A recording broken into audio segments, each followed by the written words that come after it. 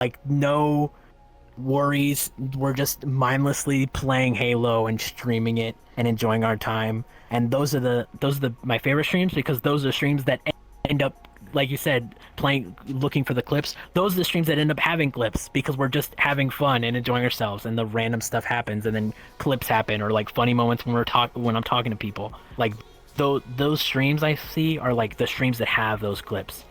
Any streams where it's like, oh, like hardcore playing this game or things like that, or at least like I'm trying to think of an example, but yeah, it's like those are the streams like when I'm just enjoying myself. Those are when clips happen. When you're just hanging out, talking to people, things like that. Hello, and welcome to another episode of the Sweet Talking Podcast with me, your host, Nefertiti. Thank you so much for tuning in whenever you may be watching this episode. I really do appreciate it very, very much. It's crazy that we're at episode 35, but here we are. I'm sure I'll say the same thing once we get to 40 and 45 and 50, but hey, we're here at 35, and that's a pretty good number, honestly. And not many podcasts get to this number, so I'm really, really grateful to everyone who's been so supportive. If you've watched or subscribed or left a comment or left a like, I really do appreciate all of your support. I want to also thank my patrons, those of you who have been patrons, who've been supportive of me financially. Thank you so much for being a part of that. If you're interested in supporting me and what we're doing here, I would really appreciate you to check out patreon.com/Nefertiti. I would really, really appreciate if you're interested in helping to fund what it is that I'm doing and helping me to make more and be able to do more in a more efficient way, since I'm essentially a one person studio essentially. So thank you all so much again. To each and every one of you, those of you who are tuning in live, thank you all as well for being here, and I thank you all very much for staying through the whole thing, because the whole thing, because we got another fantastic guest for you tonight. So, without further ado, I would like to introduce to you RexKrispies, my guest this evening. Hello. Yeah, Rex is a Twitch streamer, a variety Twitch streamer. And we're going to be learning more about him. He streams VRChat as well as a couple of other variety games. We'll talk about those. We'll figure out, why he streams certain games, why he has the kind of personality that he does, where does all that come from? Why is he the immortal warrior? And we'll figure out all of those things, hopefully, on this podcast. So I hope you guys will tune in, stick around, and let's go on this journey together. Hopefully we'll learn something. All right, so Rex, what do you got going on? How are you doing? How are you doing tonight? I'm great. I've been nervous all day, but I'm here. Nice. And I'm ready. All right. So you said you've been why have you been nervous? I just always am. It doesn't matter what it is, whether it's like a interview or like a mock interview or like random stuff like that. I can't help it because I'm a chronic overthinker. Classic. So I can't help it. Even though if it's something I'm like, okay, it's fine. Like this, like I know it's gonna be fine, but I just can't help it when it gets close, and I'm just like, but we're gonna get through it, and after it's done, I'll be like, that was quick. It wasn't that bad. And so I'm not that worried. Exactly. Yeah. You'll be fine. You'll be fine, dude. Don't worry. I may be potentially ex-Yakuza. I mean, I sure do look like it, but you'll be fine. You'll be fine. I'm not. Well, I'm from New Jersey, New York, so I might as well be ex-Yakuza in that case. Might as well be. But yeah, appreciate you being here and joining me on tonight's podcast. I'm really looking forward to learning more about you, because actually, in all reality, I don't know a whole lot about you, to be real, because you and I haven't really had a chance to really talk at length about a number of things. Because every time we run into each other, ever since we first met, it's always been very much kind of touch and go. It's at a party, people are cheersing, and there's just so much going on. Here and there. Yeah, it's just really, really hard to kind of have a chance to really focus and have a conversation with somebody. So I'm glad that I can have you on and be able to hopefully learn more about you, become become friendly with you, more friendly with you than we already are. And exactly, because we're both in VR gang too, so like we kind of have to be like we gotta get to know each other. We can't not know each other. We should probably know each other. Yeah. Yeah, most likely. Yeah. But yeah, so I'm really looking forward to tonight and talking with you more and get all of that. So I guess we should kind of start at the beginning. How about that? Let's do it. All right. So first question. I'd love for you to tell everyone, who is RexKrispies? Can you give us a little description? Like, how would you describe yourself if, someone who didn't know you was like, hey, you do like the Twitch thing or whatever, but like, how would you describe yourself as, an online personality? Well, the online personality, RexKrispies. Well, I guess just Rex. I just like to stream. Like the main reason, just streaming for fun. Just I like talking to people, meeting new people. Kind of why I got into VRChat. Just you able to meet so many people and talk to people, and I just love like being friends with people and having great conversations. So I'm really excited about this. But yeah, I just like do variety games, VRChat, just anything really. Just switching around. I don't really stick to one thing. But yeah. Okay. So basically, you would say like that you're a variety streamer, and you just kind of do whatever feels right on whatever day, yeah. Yep, that's basically how most streams go. Okay. I try and plan it out, and I try and stick to a schedule, and a lot of times I'll stick to a couple weeks, and then it kind of falls apart, and a lot of the days just end up being me sitting there going, "This is what I'm doing today," and then I go into it. Which isn't always the best, but it ends up being that way, and it works out. So. Yeah. I mean, like honestly, like it's not like your technique is anything like particularly like out of character, because there are a lot of streamers who just kind of hit the go live button, like whatever happens type of thing. I'm kind of in between. Like there's the streamers who don't plan, and there's the streamers who do plan, and then there's people who are in the middle.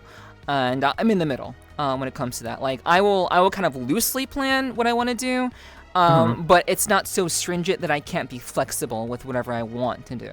But I have a general like idea of what I'm doing and how it's going to flow, so I don't feel like I'm floundering. I don't like. There is no worse feeling for me than feeling like I'm floundering. But like.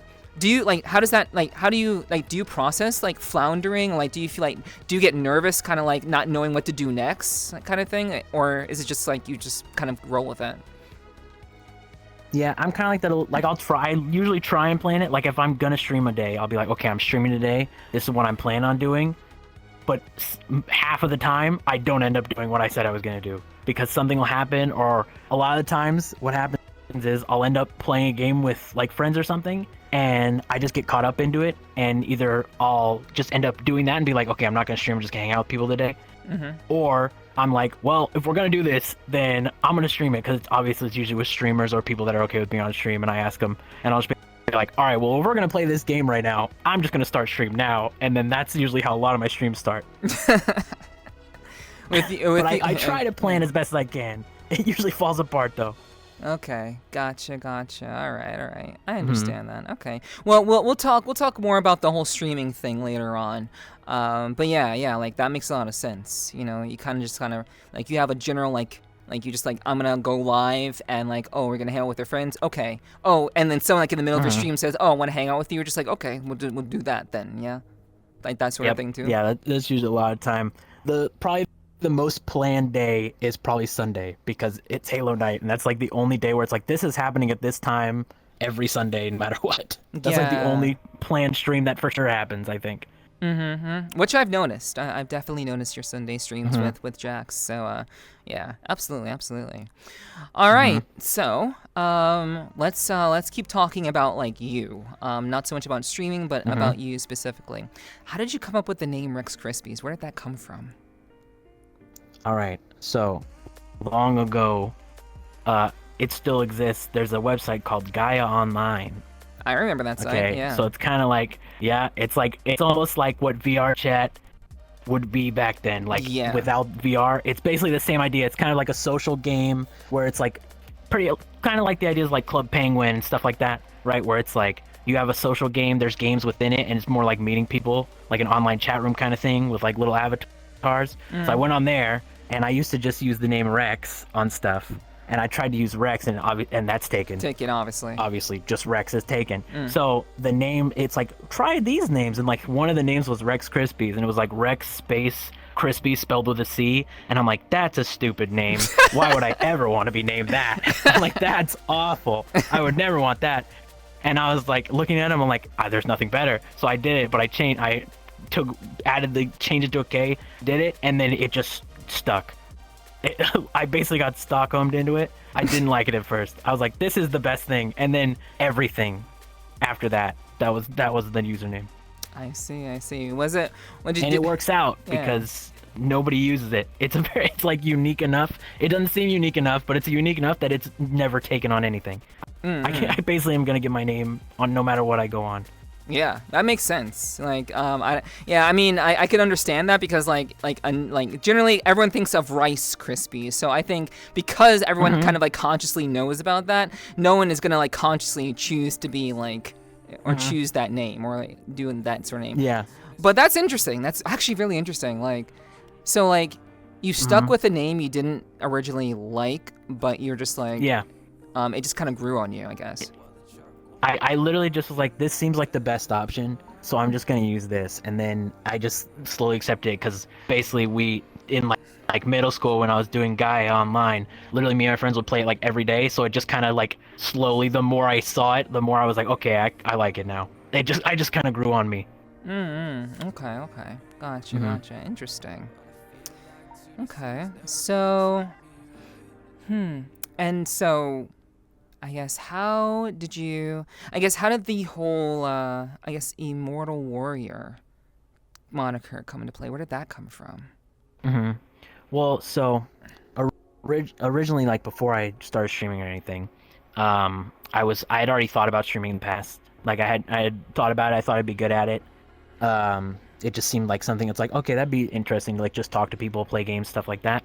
And I never really did it. And then I met Ava, who was also a VTuber and VRChatter. I know about her. And kind of, she also was like, we hung out for a long time, and she was like, you'd be a good streamer. You should stream. And I'm like, I don't know. And then friends of mine, we're all gonna do, basically, it's not in work anymore, but we were gonna work on doing like a VTuber group kind of thing. So I kind of like was trying to figure out a plan, like come up with this kind of persona, or not really persona because it's basically just me, but like the whole VTuber concept. And I just kind of stuck on that because I like the idea of like skeletons, things like that.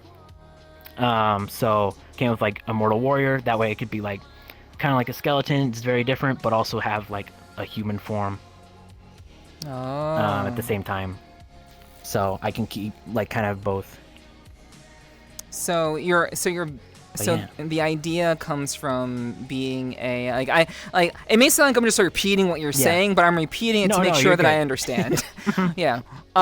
So basically it came from you wanting to be a part of Ava's VTuber group, and you essentially wanted to become a skeleton. I mean, it's a skeleton, but has a human form. So, gotcha. Yeah. Interesting. It ties into like the lore, like the immortal part of it and things like that. It goes more complicated, but oh yeah. I mean, trust me, like I know all, like all lore does. Yeah. I know all about like the VTuber thing, the lore thing. Like like I already like I have like my stuff too, so like I totally get it. Absolutely. Yeah. But cool. Interesting. So like, I guess how long ago was it before you like what were you before RexKrispies? Like before the streaming RexKrispies? Oh no, just in general, because like as far back as Gaia Online. Literally, before that, I was basically the same thing you see. The name just exists from that point onward. Okay. Honestly, like that's where the name came from, and I kind of just stuck with it, and I've kind of just been the same, like RexKrispies from before, because I used to just use like Rex on things. Oh, okay. But that was before like, I at all these accounts and like games and stuff. Because before that, it was just like I've always played video games, but before that, like Gaia was kind of like the first like online game thing that I started doing. Okay. So I used to just play on consoles and things like that, and I didn't even use like online services or anything. So it was just me playing consoles, which you don't really need names for that besides like me putting Rex. So the name has always kind of been there. I don't even know where like Rex came from, to be honest. I just always really liked it, like Rex. So it just kind of stuck, and then it just kind of evolved after Gaia into RexKrispies. Gotcha. Okay. It sounds like you were pretty young, like back then, when you came up with that. Yeah. Okay. Yeah. Like, yeah, it was like sixth grade, so like 13 years ago. Yeah. So okay. it's a while ago. Gotcha. It's been in existence for a while. All right. That works. All right. So, that's interesting. Yeah, I think it's very interesting to find out where people's names come from, because I think that says a lot about the person.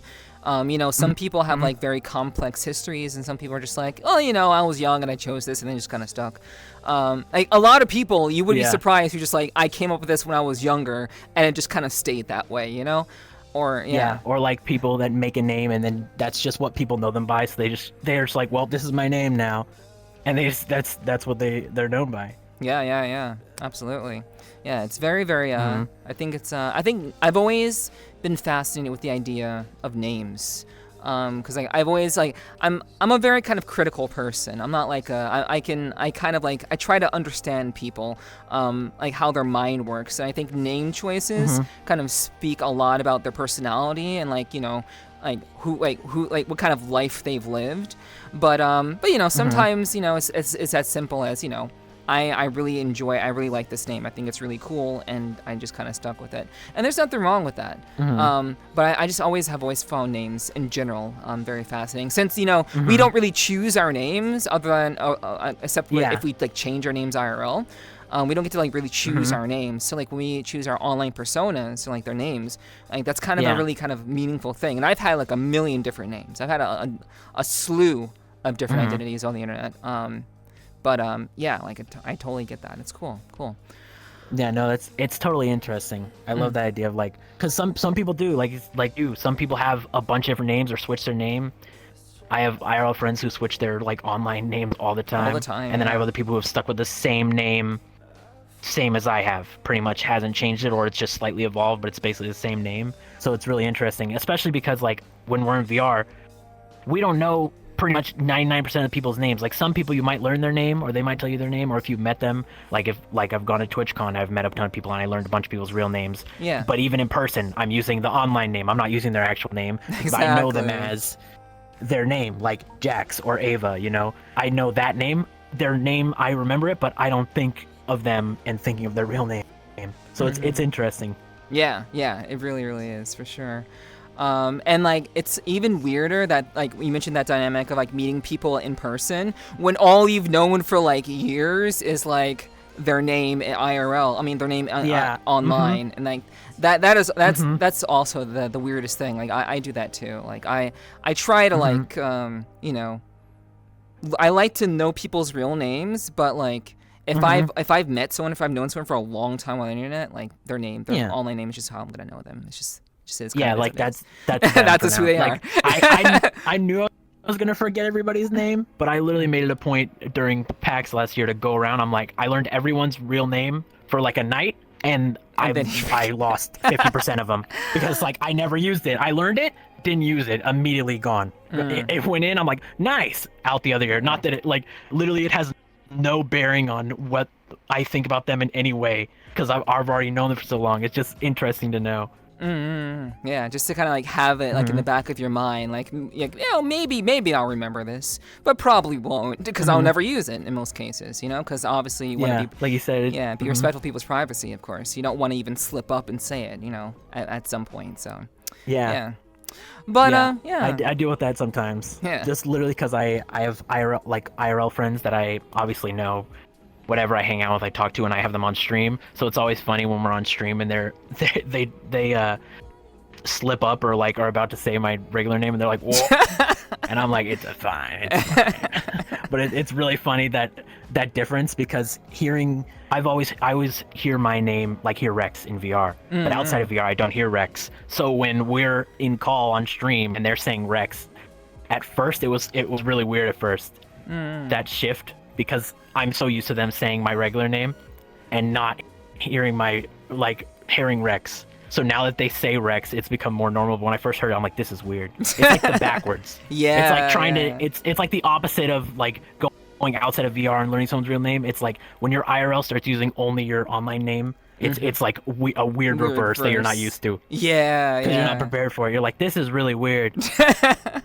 Yeah, but it's like, obviously, you got to be prepared. They want to be respectful and protective of your name. But yeah, it can be very disorienting. But that's kind of the nature of things. We've been living on the internet for years now. I think most of us practically all of us, I would say, are pretty like accustomed to this whole, hide one's real name, no doxing, that sort of thing. There's an etiquette that has been established.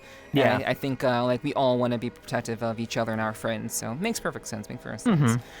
All right, so let's talk about VRChat and how all of that came to be for you. So where did all that come from? And when did you first get into VR? When did you first hear about VRChat? Let's start there. When did you first hear about it? Okay, so I don't know when exactly I heard. I knew about VRChat from like long ago, like just hearing it randomly here and there, like seeing YouTube videos about VRChat, seeing a bunch of different things, just random ones. And basically it just a couple years ago, I was like, you know what, I'm gonna try VR. So I like downloaded VRChat, desktop for like 2 weeks. And even though like I just had never been on it, I literally didn't talk to anybody for like 2 weeks. I just like explored and just like didn't talk to anybody, just kind of like walked around, took in my surroundings. And then I was on Twitch one day and I open it and I'm like, who's this Ava person that I have on my follow list? I don't know who this is. So I clicked on it. So this is after me being in VR for 2 weeks. I didn't have a headset or anything. I had followed Ava and she's in VR but playing Mario Kart, and I'm like, I don't know when I followed you, but it's nice to meet you. And basically I ended up getting on Mario Kart and just absolutely wiping the floor with her on her own stream. Oh wow. Then this is when she was like 3-4 viewers. Oh like, really? New streamer. Very like early. Ava, like early, like almost 2 years ago. Yeah, 2 years ago. And I was like, okay. And then I was talking to her after stream. She was like, yeah, you should get on VR. So I literally was already thinking about getting a headset for a game came out, and I don't remember what it was called. But basically I ended up still getting the headset, and my first night in VR with my headset, I went to a shelter set. Oh wow. With Ava. So that was my first introduction to like actual VR. Like I put my headset on, joined her, and we went to a shelter set. Wow. And then after that, I was hooked. I was on VR. Yeah, like VR. I was on VR every night, like doing games and stuff, and being on Ava's stream. And that's kind of where it started. Like I probably would have stopped VR. Like after those 2 weeks, I was kind of stopped VR if I didn't get the headset for the other game I was gonna play. And then I literally just happened to see Ava streaming and hopped on there, and then it turned into this 2 years later. Wow. Yeah, that's it's actually really we'll talk about this later on, but I think it's very interesting to like know people back when there were like 2 to 5 average viewer streamers. And now Ava's like a big deal. Like, like she's a big deal. So like it's just wild to kind of hear about that. Which makes me very curious about Ava in general. Like her journey. Like, because like 2 years isn't a long time. To kind of blow up. Like, and I'd be curious to like know like how that happened for her. But like back to you. That's really interesting. Like you just kind of happened to like walk into. You happened to just kind of walk into it, sort of. Yeah, I think probably it was just because I had like been watching VR streams, just because I was like in VR chats. I was just happened to be watching people, and I'm sure it was like recommended, and I just followed some VR people, and it just I happened to see it. Like it's just happenstance, perchance, boom, all of a sudden VR. Because like, what are the odds of me clicking on it to happen to see it on my recommended? followed list at that time. It's just weird coincidence. Yeah, it has to be. But so you're saying this is like this happened about 2 years ago? Mm-hmm. Okay, so Yep. so 2020 and 2021. 2020. 2-year anniversary was like a week ago, so yeah, it would have been like 2 years. Okay, so 2022. Which is not a long time, but it's a long time for like knowing someone in VR, I feel. Yeah, and I want to talk to you about that, like this idea of like knowing someone in VR and like the difference of time, like the perception of time of knowing someone in VR. Yep. Like this is something I've been talking to a lot of my guests about in general, but so it's really good that you bring that up. So like it's been about 2 years since you got into VR for the first time, like on desktop. Not too long. Yep. Okay, so you're relatively close to me, because my first time in VRC was spring, like late spring of 2022. Okay. Yeah, so yeah, cool. I think it was like, I want to say the end of February, beginning of March is probably when I was in VR for the first time in 2022. Gotcha. Okay. Wow. That's so like it's so wild that like you know, like how paths cross. Like we were like very similarly very early on in the same around the same vein of getting to VRC. But like we only met like a year ago, maybe, if that, maybe not even a year ago, because it's hard to tell. I don't even. Yeah, time is weird. That's the thing. Yeah. Time. Yep. It's definitely different. There's definitely a difference in time between like the 2 years versus like online, because everything is so like, I don't even know how to describe it, but it's like so fast. If that makes sense. It feels like so much more time has passed than 2 years. Just because of how often you see people and when you're talking to people. Yeah. Like, so we'll get into that in just a second. So like, so what was it? So it was basically the shelter set that kind of cemented your place in VR. So after that set, like I guess what did you feel when you like first experienced VR and you went to that set? Like how did it feel? Like what was it about it that really kind of captured you about it? Because you already had your plan in mind of what you were going to do in VR. So like what made VRC like, okay, this is the thing? Like how did that change you? Which I never even ended up playing that game. The game that I was going to get VR for, I have never played it. I've only ever played VR on my VR headset. Like VRChat is the only VR game I've ever played on my VR headset, pretty much. Same. Yeah. Even though I got it for that wasn't even the purpose to get it. But basically, I think it was the difference between, I always tell people it's so different, especially my IRL friends, that I'm like, you should get a headset, hop in, I'll take you to worlds, like you meet people. There's such a big difference between desktop VRChat and VRChat. It's like very different, because desktop VRChat, the way I describe it is like everyone you see, like it's like a regular person. Even if you see people in full body walking around, everyone's like walking around, each person's like talking from the computer, whether in VR or desktop, but everyone feels like game assets when you're looking at your computer screen, because it's just flat. There's no dimensions. Yeah. Right? But when you're in VR, there's you see the people walking around. Like that is a person. Like I can see in 3D an entire person standing there, standing in front of me. Yeah. So it's totally different versus a screen where you're looking at a flat surface. Like you're just looking flat into the world, versus VR. If I'm looking and I'm like looking over your head and I see someone behind you, I can see you can see everything, all the dimensions of the world. So it feels so different. I just thought it was so cool. So was it just that experience of like being able to experience everything in kind of a 3-dimensional, like immersive sense, or was it the music from that set that really was like, wow, there's something special here type of thing? I think it was the music, but more the like atmosphere of VR. Like having my first like actual VR experience being going to like a rave world where there's like 40 to 50 people in this world partying in like a little DJ area with like a dance floor is like such a crazy thing to experience for the first time, I think. Versus like if I had gone to like a regular world in VR, like let's say I went to a Black Cat with my VR headset, it would have been very different than going to this world. Yeah, versus going to like this world, which is like a party world that most people wouldn't find out about right away in VR anyway. It would be a while before you found like worlds like that, because it's not like a niche world, but it's you're not going to find that randomly. You know, you're not going to find a DJ set like that hopping into VR for the first time, because it's not going to pop up like that. It's harder to find those worlds, especially but yeah, it's just weird, and the whole atmosphere was cool. Seeing all the people, being able to see a room of like 50 to 60 people, knowing that's all different people, while I'm sitting in my room is crazy. And I think that just like hooked me, and it just furthered because like after that, like I hung out with Ava more and more, and we did like game worlds and stuff, and we would go to the DJ sets all the time and go to different raves, and it just like further cemented like I really like this. And also I think part of it that kept me is like meeting more people, because as the weeks went by, I'm just meeting more people like here and there, people that already knew Ava that she knew, or meeting random people who are still friends today. And it's just crazy how like the circle has grown. Like it used to just be like I used to hang out with just like a group of like six or seven people, like the same people for like months and months, and now it's grown, and I know hundreds and hundreds of people that I would have never met that are in VR because of just how VR works. You can meet people from like across the world or a different time zone.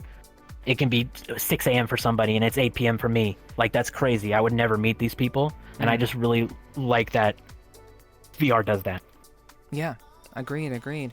Do you think your love and interest and connection with VRC is directly related to your involvement with Gaia Online? Do you think it's kind of like you felt an extension of like that experience during your childhood? Do you think that's connected to it too? I think that's part of it, just because it's like I said earlier, it has that same like feeling to it. Because this is just basically just an elevated version of Gaia Online or things like that, where it's just like a social website with games and stuff. This is just a bigger version of that, but it's so much more immersive because you're sitting here next to me. Yeah. Versus like just sitting in like Gaia Online, you're just a little thing on the screen chatting. But you're a full person sitting next to me is insane to think about. And like people who don't do VR, like if you explain it to them, they're like, that sounds crazy.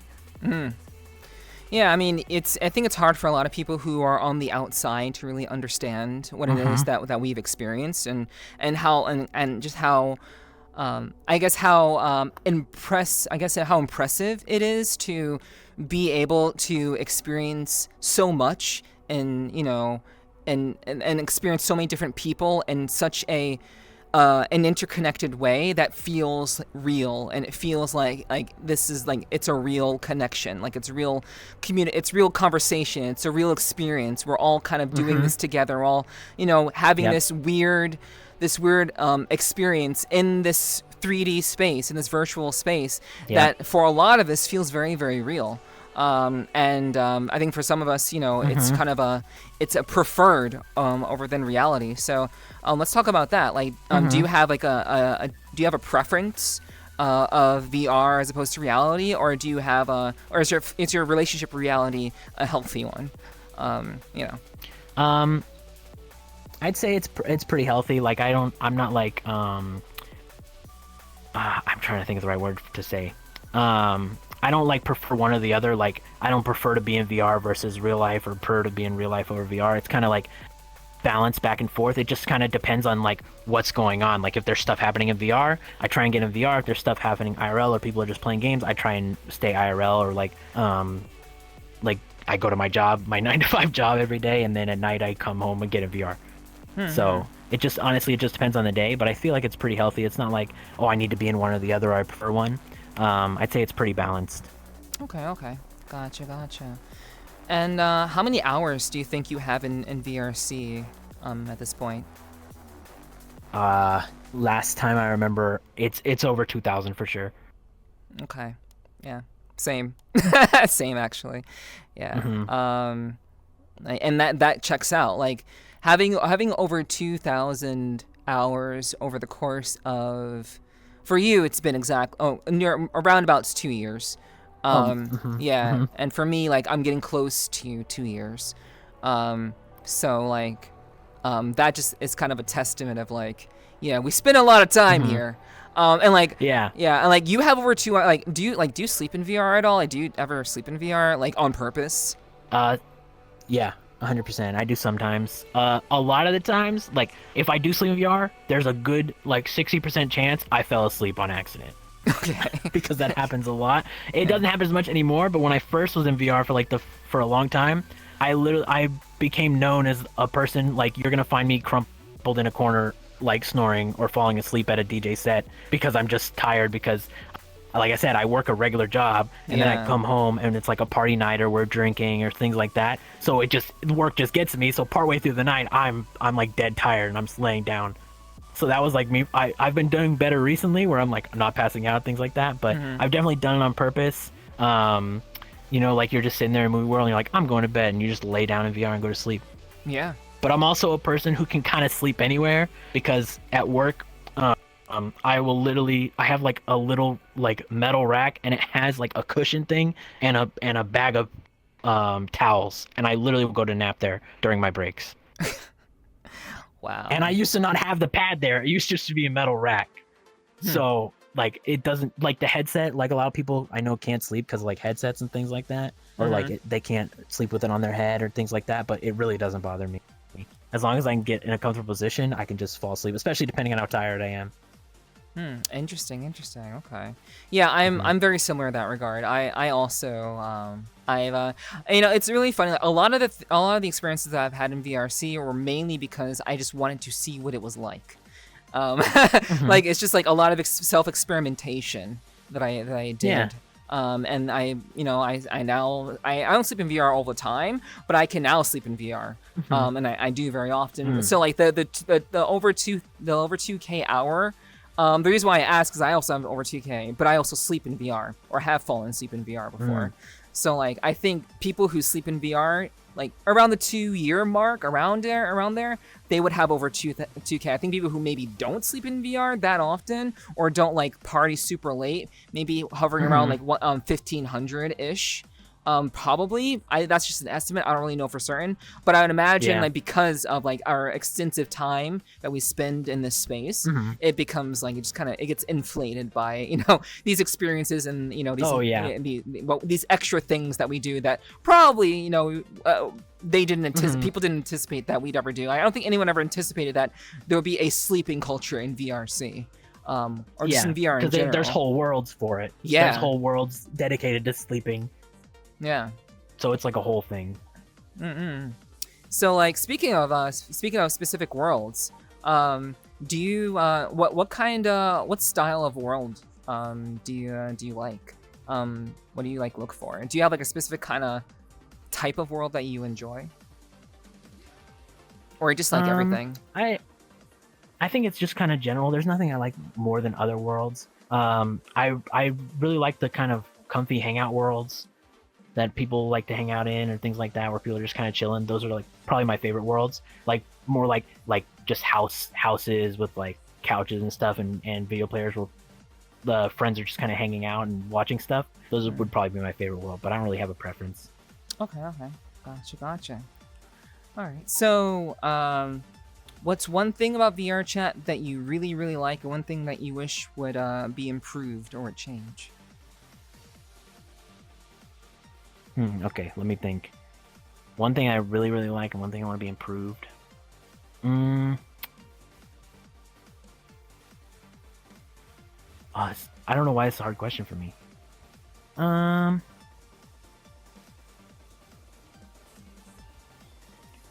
thing that I wish could be improved, which is like something harder to do, I guess, would be like things like I'm trying to think. I guess it would be more on like worlds and stuff, but like making it so people crash less, things like that.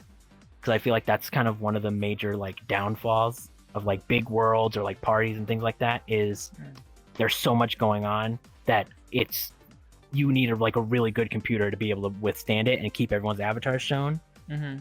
Which is good that they've added things like the circle to like hide people away from you. And things like that to like minimize that. So they work towards it. But it'd be nice if there was like some sort of fix for that to make it so like you didn't need like the best computer or like a 3090 plus to keep everyone loaded and things like that. Because I have like I spend a good amount of money on a computer. I have a 3090 in it, and even then with full worlds, if I'm showing everyone, I'm losing frames. And that's like I should be fine. Like it's just crazy how big of a like game and like how much it hits your computer when you're playing VRChat, because you wouldn't think it would be that big. Yeah, I agree. Or affect your computer in that way. But it really is such a heavy game when you're running it, depending on where you are. And that was the thing that you wish that could improve, and then one thing that you really like, or that you really appreciate about VRChat. Yeah. Okay, I think the thing I appreciate about VRChat is the idea that it's like, I like VRChat because it's such a like small game, right? Like overall compared to other games and things, like the people that play it, it's like so small but big because there's so many people playing it, but everyone is like interconnected somehow. Like you're always finding people that are friends with people that you didn't know knew each other. All the time. It's constant. Where you meet someone, you're like, oh, I know that person. You're like, wait, you know that person? And then you know them from something else. I feel like it's such a big web where there's so many players, but everyone is somehow connected to each other in one way or another, whether one person knows a group or there's a couple people that hang out with a group and those people hang out with another group, and it's just a big web. And I really like that idea where it's like you never know who somebody knows, because it happens all the time. I'll meet someone, I'll be like, oh, you know this person? They're like, yeah. And I'm like, I met this person like weeks ago. And then you find out like a month later that they hang out with this person all the time, and you're like, that's crazy. Yeah. Because it happens all the time, especially when you go to parties and things like that, and like these big worlds where you're meeting a lot of people. That's especially the places where you see all these people connected in different ways. And I think that's really cool. Yeah. Okay. I like that. Yeah, that's a good answer. So, so you enjoy the interconnectedness of VRChat, and just how big and yet how small this community is, because it's really wild, just especially among streamers.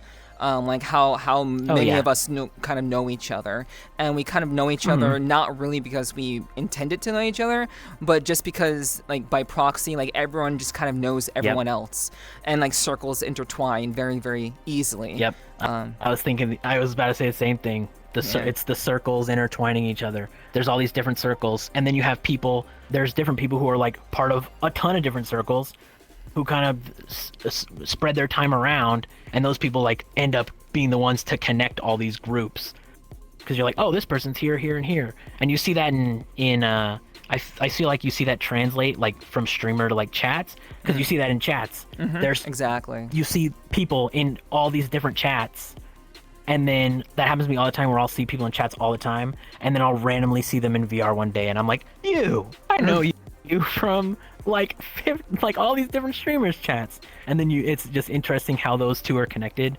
because we're streamers and we know all these other streamers, how that plays a role in the interconnectedness as well, because you see these people in chats that are in VR, and you see them all over the place, and then all of a sudden you see them in VR and you've never met them before, but you feel like you've known them forever because you've seen their name in chats for months. Exactly. Yeah. And you've talked to them all the time.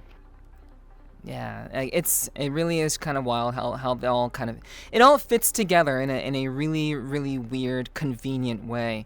But I do want to comment on what you mentioned about how you it shouldn't require such a strong computer to keep everyone loaded. I think it's just kind of not really play devil's advocate per se, but to kind of bring up a possible argument regarding that. It really kind of boils down to what people are creating. Avatar creators ultimately have all the power in their hands to ensure that their avatars are not crazy amounts of pixels, don't have crazy amounts of emissions, don't have all of these extra, extra bells and whistles on them. So just the fact of the matter is we're pretty much oversaturated with very poor avatars. We're pretty much just it is standard to have a very poor avatar. This Abby is good, which is, I've never seen a good avatar, but this one is good, which is wild. But I specifically chose it because I didn't choose her because she's good rated, but because of just how she looks. She's just kind of what I was looking for in terms of doing a podcast. But I think it really comes down to it's not really the fact that we shouldn't have as strong as we shouldn't require. Well, I do agree that we shouldn't require massively strong computers for sure, but I do think it really just comes down to having a more, building a culture around building more optimized avatars. And either like and like I understand why people don't do it. People don't do it because they want to have a beautiful, well-formed, well-detailed avatar, and they don't want to compromise on that. Like the early days of VRChat, I imagine, were very much kind of like good avatars where no one knew what they were doing and people were still learning their craft essentially. So like having those like heavy details like we deal with now, like we have now, weren't very common. But now it's like they're all over the place. Very poor avies are literally all over the place. So it's either building a culture of like avatar creation that like kind of there's like kind of a benefit to having a good or like just a poor, at the very least just a poor avi instead of very poor avatar rated, or the other suggestion would be for just venue people to just limit worlds, like we can only have this many people at this event. But of course, as a venue organizer, you don't want to limit how many people can come to your event. That's you're like shooting yourself in the foot by doing that. So, but I know, but that is a suggestion. It's either like you must have a certain rated avatar, and if you don't, you get kicked, sort of thing. So that's like a third option. Like if you don't want to limit how many people are there, you have to say, hey, you must have this kind of rated avatar. But again, you're also limiting how many people can show up to your event because people aren't going to do that.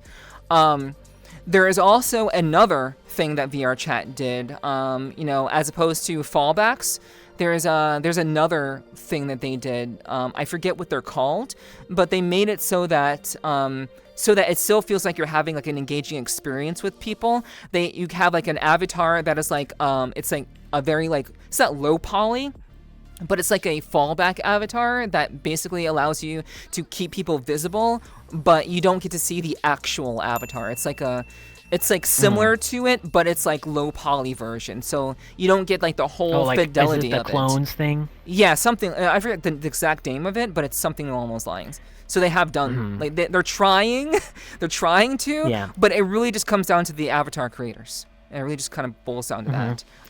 Because everything else is just like I totally agree. Yeah. Okay. To that. That's why I'm like, it's something like, it's like the thing I don't like, I wish could be fixed, but it's one of those things where it's like, yeah, I wish this could be fixed, but it's like really hard to do that because, like you said, there's more to it than just being like fixing it so it's optimized. Like there's avatars, all the avatar creators, there's worlds, the worlds have to be optimized, some worlds are not. And it makes it worse when you have more people that are like very poor avatars. I say that as I have a very poor avatar because this one is very poor. So I say that, but like to a certain level, like there's only so much you can do. But the things they have done to like kind of minimize that is good. Like I said, the circle, like the clones thing, or the low poly versions, things like that, or fallbacks. Stuff they've done has helped with it. So I'm glad they aren't just like leaving it. Like I'm glad it's not just like, oh, this is how it is. At least there's things being done to like help people at least limit it so they're not gonna crash and things like that. But yeah, it would come down to like avatar creators like taking the time to more optimize things. But like you said, good avies are not gonna be like really nice looking avies are not gonna be good rated, just because of what goes into making avies. Well, I mean, like what do you think of me? Like this is good rated. Like what do you think of her? She looks pretty good. I think this one looks great. Yeah. Yeah. But and she's rated good. I think you can make good rated avatars look good. I think people just don't take a lot of people just don't take time because we're so used to just like really good avatars just being very poor and that's it. So like you said, we'd have to like rebuild. Yeah, we'd have to like change the way avid creators like try and go more towards that. But that's hard to do because you're not going to get everyone to do that. Right. Yeah. For sure. Yeah, it's just not like for the sake of like how VRChat very much is they're one of their big like mantras is like hey, we want to foster creativity. The only reason why we're here right now and why VRChat is as successful as it is because they fostered creativity. They encourage people to be creative, and if they limit that in any shape or form, you're gonna have a riot. It's gonna be a problem. Yeah. Just like it was with like all these worlds. Yeah, like with everyone's made worlds. Yeah, exactly. It's just going to be a massive problem, just like it was when they did the anti-cheat thing, because like you were limiting the creativity of mods. So like there was a whole uproar about that when that happened. But obviously they've been trying to, we know like VRChat is trying to fix. They've added things on, made it better, blah blah blah blah. So they're gradually moving towards the W that they needed after like choosing to do an L. Probably painfully choosing to do an L, but they've added things on and stuff. So it wasn't the best way to go about it, but where we are now is better, way better than it was. Yeah, I think so. And like people can still be creative, and we still have people adding mods and creating like variations. They have to use Unity to do it, from what I've heard. Yeah, that's like the trade-off essentially. And that would take away from VR if you took away the creativity, because all the avatars you see, all the worlds you see are people who play the game making these things. None of this stuff would exist without that, so it's kind of, you can't take that away, because it would take away the whole premise of VR, of all these different avies and going in Unity and changing how your avi looks and putting all these worlds in game worlds. That all comes from the players, so the players kind of build up VR and turn it in that way. So it's good that they aren't limiting it, but just helping as best they can. Yeah, agreed. So let's get into the really nitty-gritty topic of just VR in general. So let's actually kind of discuss like what are your thoughts about VR technology, and like do you have any original interest in VR, like before VRChat, and even if you didn't, like what do you think about it now, and where do you hope it'll end up as time goes on? I don't think I didn't have any really like crazy interest in VR, other than like a normal person looking at VR and be like, oh, this is really cool, or this, like, thinking of it through the lens of like games and stuff, because that's like how I've seen VR before VRChat was just like for games, VR games, things like that. But literally since I started VR and to now, in the last 2 years, so much has changed in like the VR like technology landscape. I've seen like headsets come out, different trackers, things like that. Like it's changed a lot, and it's still changing because they're coming out with new headsets, and things like that.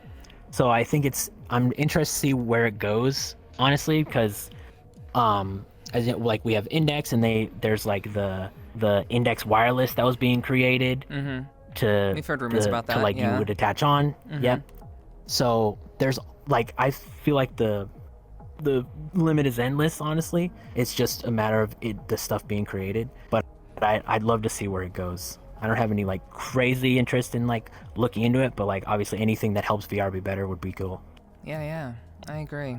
And so do you have any kind of like fantasies of like what you would hope VR, like, or just kind of like even kind of like using VR as kind of a baseline of where the technology could go? Let's think kind of Ready Player One type situations, or sort of online type situations. Do you have any like feelings on immersive technology as a whole, and how what would you think about like kind of getting to that point? Do you want to get to that point, or do you want it to kind of stay like kind of like separate from reality? Like I can't like actually touch you right now type of thing. And do you want to like be able to feel that kind of naturally type of thing? As soon as you said that, my first thought was SAO. Yeah, of course. Because obviously that's like a lot of people like who watch anime or know stuff like that. That's like what people think of like VR will be in the future, is you put on a headset and you are there. Like you're there, you can touch people, things like that. I think that would be awesome. That would be totally cool. I would totally be into that.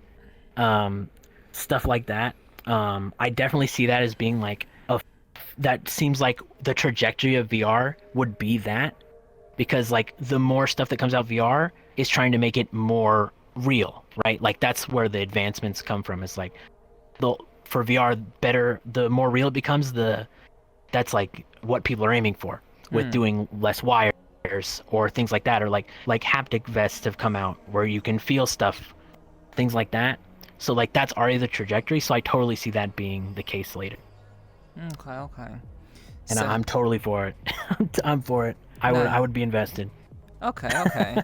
So you would be okay with everyone having Phantom Sense? Yeah. Well, I think so. well, in that case, I think- it wouldn't be phantom sense because it wouldn't be phantom anymore. Yeah. It would just be having your senses, like kind of embedded into, for lack of a better term, into the technology itself, into like the immersive experience. So you're good about that. You like that idea.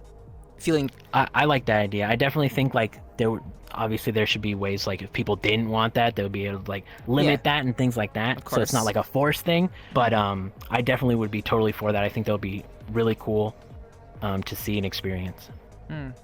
Would you be one of those people, since you are the immortal warrior, would you be one of those people who would be down for like having pain receptors too?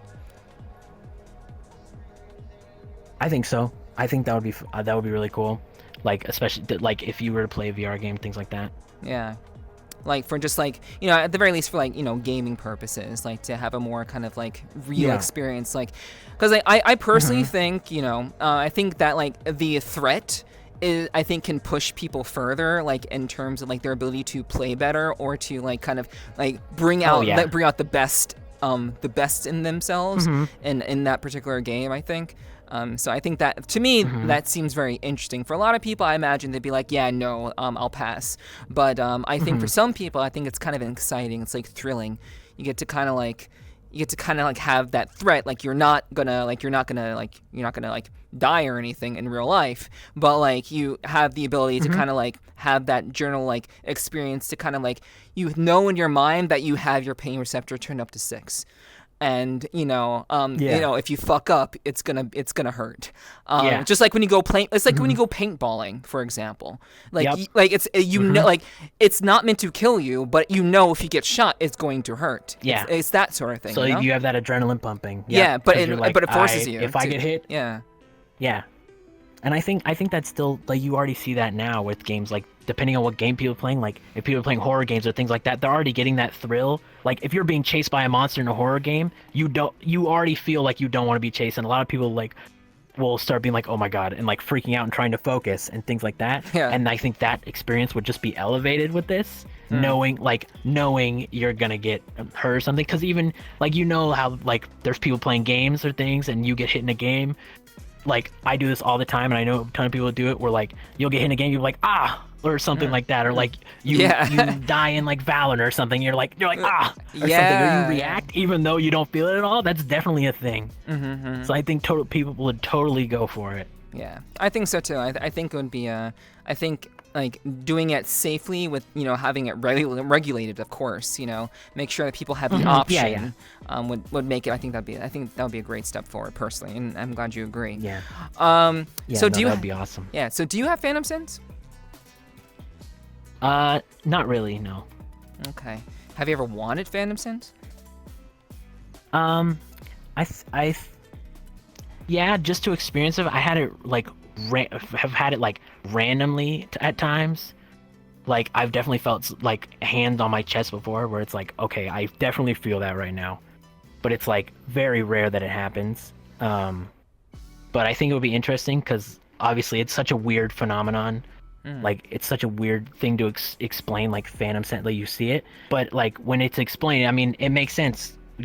That's how like VR works. It's like your senses start to adapt to VR, and you're like, okay, this is like I can see my hands, like this is my hand, so I totally get how people can feel it. But yeah, no, I don't have like any crazy Phantom Sense or anything. Okay. Interesting.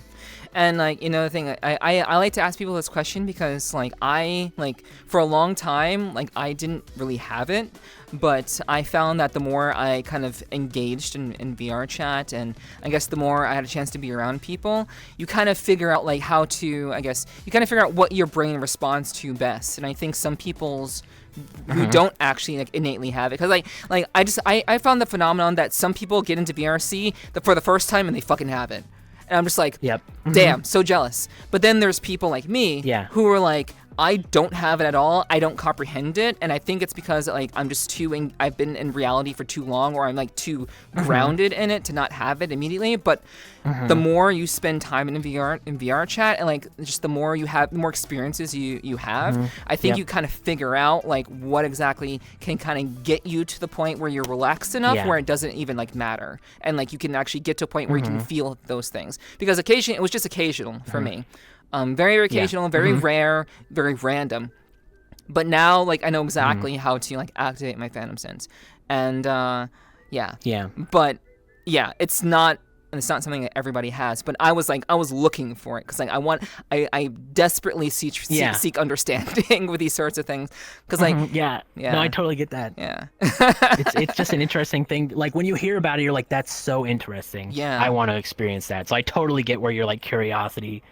like comes from, because like I feel like everyone is like, that's so weird and interesting how that happens. And I think it's just a matter of like getting to where your senses like are there. Because for me, when I first started VR, I used to get nauseous all the time, like after like 5-6 hours of being in VR, or like if I'm doing like gaming maps where you're running around too much, I would get nauseous. But like slowly my senses adapt, and I think it's the same idea where it's like you just need to give it time. And like if you're really like, just like you said, you can just kind of figure out what really does that and like makes your senses kind of connect to VR. But I definitely feel like, that being grounded in reality, or like if you're thinking too much about the fact like, okay, I have a headset on my head, you're not gonna feel it, right? Because you're like thinking you're too much in your head and not like in the VR moment space. And you're not here like in that way. And I think that's like a lot of the times I have felt like Phantom Sense, things like that, or like even the small things or whatever, has been at like parties or like big group hangout things or stuff like that, where like you're in VR, I'm in the moment, there's nothing taking me out of this moment, kind of things, where it's like I'm here, this is what I'm experiencing right now, things like that. Gotcha. Yeah, I think that makes a lot of sense. That definitely checks out, and I would say that my thinking, my experience is similar to that. Not exactly in like big party settings, but like, well, it can be in big party settings depending. But there's definitely like an in the moment type of thing. Like there's most importantly is like there has to be like an emotional connection to what's happening at that moment. If that can be achieved, then my brain will turn off and I'll be able to just kind of be there. So like I definitely can get that. I definitely get that. That's interesting. Okay. Cool. So let's get on to the very, very fun topic of time and space in VR. Yes. Time and space in VRChat. So we mentioned earlier that it feels like you've known people for way longer than you actually have. So this is a phenomenon that you have experienced, and a phenomenon that I have experienced. And I want to, before I say anything more on it, I would like you to go into more detail about like, how do you understand this idea? Because like I have I always talk about my general theory about this. I've talked to many of my friends about this theory of, I call it hyperreality, where time is essentially sped up by 10 to 15 times in VR, and then it is in reality. But I want to know like your thoughts about like how have you experienced it, just kind of offhand.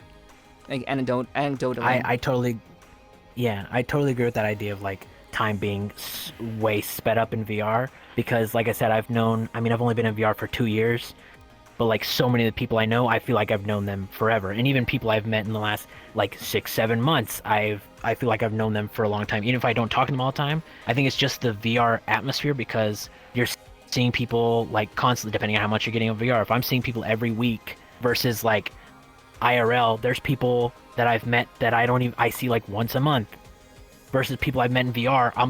I've met them like 2 weeks ago and I've seen them like 7 times in like those couple weeks, versus one person I'll meet and I haven't seen them in like a month or more. It's just a weird like thing, because I think you don't always see people in real life. So when you meet people, like you have to like, you see them like every week, every other week, blah blah, and you like slowly make that connection. But it's like sped up when you're seeing people multiple times in different atmospheres, because it's like if you're meeting people in real life, you'll meet them at a party, or you'll meet them like at a friend's gathering, or you'll meet them at something else, like different events. Mm-hmm. And in VR, every day I think part of it is in VR, there's multiple parties or multiple events or all kinds of stuff happening every day, all day, every week. Mm-hmm. So like I can go to like 3 different events happening in one day and see different people. And then the next day there's 4 different events and you're hopping around. And part of that is being able to like hop from world to world. In real life, I can't hop from like a party to a party in 2 minutes. Mm-hmm. Yeah. You know, like if I'm at this party, versus in VR, like on a Friday night, I can hop to 4 different worlds and see like 30 people. And I'll see them tomorrow. And I think that's part of what speeds it up, is just how much you see people versus how you meet someone normally. Because I have friends I've known for like 13, 14 years in real life, and there's some people in VR that it feels like I've known them the same amount of time, just because of how frequently I see them versus how you would in normal interaction with somebody. Yeah. So you think it has something to do with the level of frequency in which we're able to kind of interact with people, and not just the frequency, but the speed at which we're able to kind of like have multiple experiences, and it's like you're being able to move from world to world, and just kind of like I do think it has something to do also with like just the idea of like I think world jumping. The idea of world jumping, I think, also affects our perception of time, in some strange way. I can't really I haven't quite like wrote it down or like really figured it out like in a logical sense. But I do feel like the idea of being able to like you essentially like moving through a portal to a different place and being in that different place, and our brains processing that we are in a different place. I think our brains are trying to keep up with our level of experiences, but we're able to have very keen, very, very meaningful experiences in such short periods of time. So I think our brain is trying to compensate for that, because we've never, like, typically speaking, most humans don't have that speed of experiences in such a short span of time. But in VR, we can literally have that. So I think it's how our brains are compensating for the speed at which we're interacting with people. It's really interesting. It's super interesting, and like I love that like it's not. I'm glad I'm not crazy. Is what I'm saying. It's like I'm glad I'm out of my mind, and I'm glad there are actually people who've actually like experienced this, because like I think it's a real ass thing. And I'm always very curious to hear what like my guests think about this, because I think it's a really interesting phenomenon, and I don't really like. I think it has something to do with light, and this part I didn't really come up with. I didn't come up with this particular issue, but this theory. Well, I came up with the theory, but then it got built upon by a friend of mine. But this idea of like light, and how we can like be in like very dark places, and then we can be in very bright places, and also just the fact that our headsets are pumping in like these bright lights into our eyes constantly, at like for however many hours, and that I think is also messing with our kind of circadian rhythm, and just our perception of time. And just like the freedom, not only that, but also kind of the freedom to move and like be in these spaces, like more so than we can in reality. So like that's an extra layer of like compensation for like, hey, we're able to move and at this speed and experience this in this way, and then it's like it's daytime there, and it's nighttime here, we're in a club there, and then we're in a nice cozy world there, and it's just like, holy shit. Like I think our brains are just like, I think that we may be going through like a pseudo evolution, and like we may be kind of like I guess kind of our this may be like, aside from us being like connected to our phones, you know how we're very much connected to our phones, right? We're Elon Musk has said we're essentially cyborgs because of like how we don't go anywhere without our phones now. I think this may be a similar phenomenon in which we are becoming, like, those of us who have engaged in VRC for thousands of hours, or hundreds of hours even, are just becoming like so connected with the technology that our brains are adapting to said technology, and we're able to have these like meaningful experiences, and they feel like we've known these people for over 10 times as long as we normally would. Yep. And I think it's super cool. It's super interesting. And like, what are your thoughts? I know you've already kind of said your piece. I think but, so too. Yeah. No, the idea of like the world's changing, because I think that's a big part of it too. Is like you can be in one world where it's daytime and be in a world where it's nighttime, and it's not daytime or nighttime for you in real life. Yeah. So like you're experiencing that difference. Like I could go to a world that's nighttime and it could be like 12 in the afternoon if I happen to be on, and I'm at a nighttime world just hanging out. So it's really messing. I feel like it definitely messes with your brain, where your brain's like, okay, I'm looking out, it's nighttime, but it's not nighttime. And you know it's nighttime. And I think part of that comes to what I was talking about, like time zone. I think idea in VR, like time zones, like don't matter in VR. Like it's not it just doesn't. It's not a thing, because we hang out with people all over the time zone clock. Yeah. Whether it's day or night for them or day or night for you, you're hanging out with people, and you're not even thinking about it. Like when you're in a party and you're hanging out with all these people, that person, it's like it's 4 a.m., 1 a.m., 8 p.m. for all these people, but you're hanging out in one world and it's nighttime. Yeah. So it's like there's like a disconnect, because you're not even thinking about people's time zones, because it doesn't matter in VR. If they're on, whatever time it is for you or not. And I think that's definitely part of it.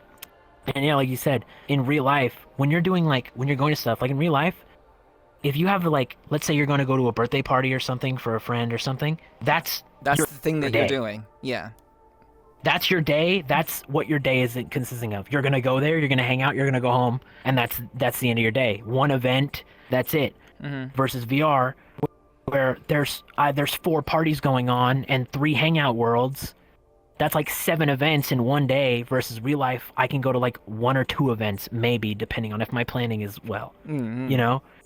So it really like you said, it just makes time go faster, because you're experiencing so much more in such a short period of time that you wouldn't experience if you weren't in VR, because you can't, there's that travel time, like to go from one event to another, you got to drive an hour, 2 hours, whatever thing. There's like this break in between, but you're just like, it's like party, hangout world, party, back to the other party. That's the other thing too, is you can have an experience, you can go to one party world, and you can pop in and out of that world all night long. And every time you join, there's going to be different people in that world, different people to talk to, different experience. So like one event turns into like 4 different experiences you had, or 4 different memories you have of talking to different people, versus one event in real life. So you can even turn one world into multiple experiences in one night. So it really just makes it go so much faster. So it's definitely a thing, and I'm pretty sure most people experiencing it, because I mean, only knowing people for 2 years or less, like a lot of people I know I've only known for a year in VR, but it feels like I've known them forever. Yeah. Versus like people I've known for 13 years, and I feel the same about both of them, like I've known them both forever. Yeah. There's like no difference in my brain. Like my brain doesn't see them as, it doesn't see like, oh, I've known this person for 13 years, I know them better than this person I've known for a year. No, they're all my friends in the same level. The time doesn't mean anything. Yeah, and not only is like is that phenomenon of basically not like time having like very little meaning, because everything is kind of coming at us so fast. Like we can essentially control time in our own right, which is really wild. If you kind of think of it that way too.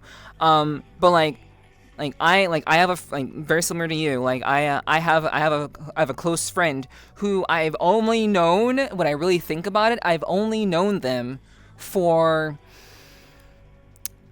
what is it, like 9 or 10 months? And like I had to think about that because it feels like I've known them for like 2 or 3 years or more. Like it's just it's so crazy. Just like how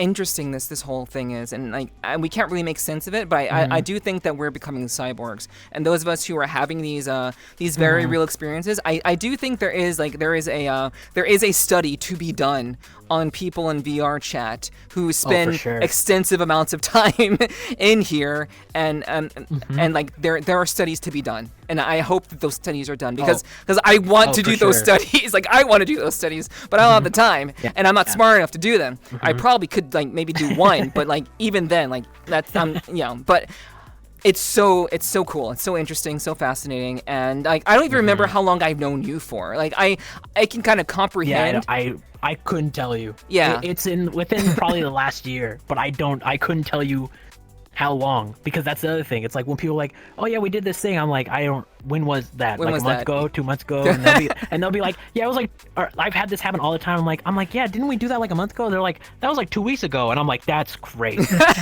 I'm like, I don't believe you. Yeah. That feels like so long ago, because so much is happening that you're like, that feels like that happened ages ago, and it's like last week. That happens to me all the time. Or like there'll be a party and it'll be like, oh, that was a fun party. They're like, yeah, that was like last Friday, and you're like, really? Really? Yeah. It doesn't feel like it was last Friday. Yeah. Yeah, like it's weekends, like weekend like partying feels like after like a week, like an IRL week later, like a weekend of partying feels like you fucking like partied for like 2 weeks. Like the level of experience that you've had. Especially when you're on like, if you're on like Friday and Saturday, or like even Thursday, Friday, Saturday, whatever, depending on how many days you're on, it literally, those couple days feel like such a long time because of all the worlds and all the people you've talked to. It just feels like such a long period of time. And then a week goes by and it's time for Friday again, and you're like, it was just last Friday, but also last Friday feels like it was a month ago.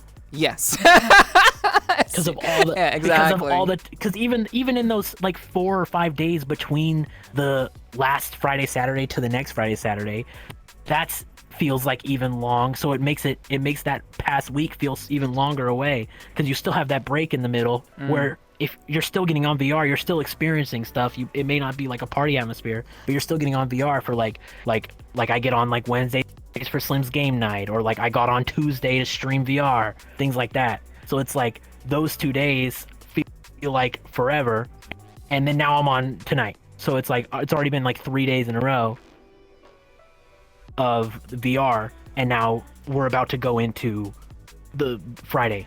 And last Friday, I feels like it wasn't just like 4 days ago or like 5 days ago. Yeah. Wow. Yeah, it's so cool. Like I love talking about this, and I hope to be able to kind of dig in deeper, like to like dig into my thoughts a little bit deeper about this, because like this is like, do you? Well, no, that's a silly question. We already kind of covered that. Like the idea of being able to like, being out of VR for like 3 days, like that span of time of 3 days feels like you have, like, for me, like I've like when I lost my job, I was out of I had like 3 days before I was going to stream again. Those 3 days felt like forever. It felt like I hadn't streamed in like 2 weeks. It was just like, it was maddening, like how slow time was going for me. But I know it's like you've already brought that up, how like there's like a discrepancy of like how like time is in reality as opposed to VR, and like especially when you like miss a day. Like if you're like, there's like let's say there's a Friday party night you don't get on, that Friday is like so long because it just feels really long, even though you're just used to it being short, because the experience is happening so fast that time is going fast in the night. Like in that night, time is going fast because you're experiencing, it's like, bam, party, I'm in a new party, I'm in another party.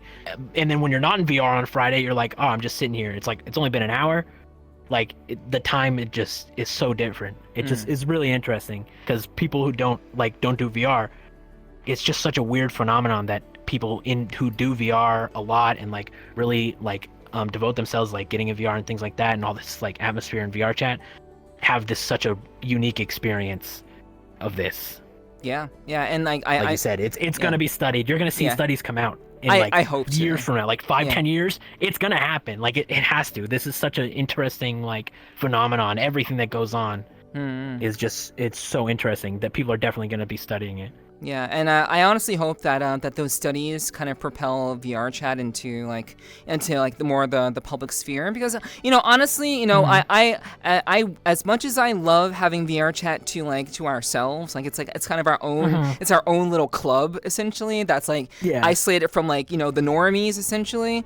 Like I do hope that like people will study our experiences, so that VRChat can kind of flourish. I actually do believe that VRChat will be. I hope that it well, maybe I don't hope, but you know, I think if I had to consider any other options, I would want VRChat to stay around and become like, you know, like if you're familiar with SAO, like the seed, like the center point of like everything else.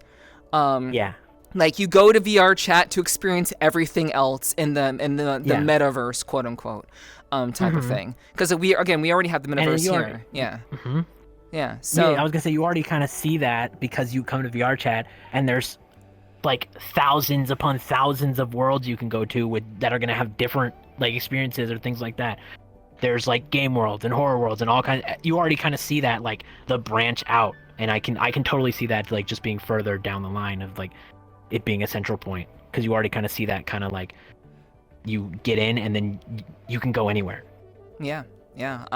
And like again, I hope those studies allow VRChat to like have the funding that it needs to actually like continue to succeed.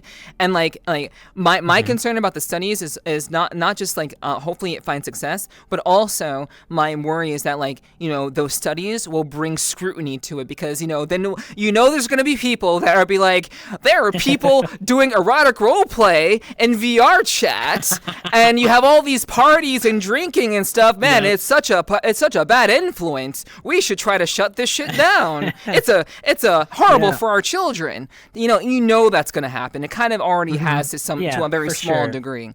But like, so, but I want, the funny part, go ahead. That's not even like the funny part is like for us, like we experience that a lot because that's kind of like the worlds we hang out in and the people we know is like they're going to parties and they're throwing parties and things like that. That's not even like the biggest chunk of VRChat. There's so much more in it, but I totally see that happening, like that being the focus of like, look how bad it is, and it's like that's not even the surface of it. Like there's so much more to it. Yeah, I like if I had to guess, if I had to kind of predict the future in a way, and I've kind of brought this up in the past, but I think a day will come that, you know, these studies will be done, VRChat will be brought into the spotlight, and those of us who are like, you know, maybe like 5 to 10 years from now, you know, like, you know, hopefully we'll still be interested in VRChat at that point.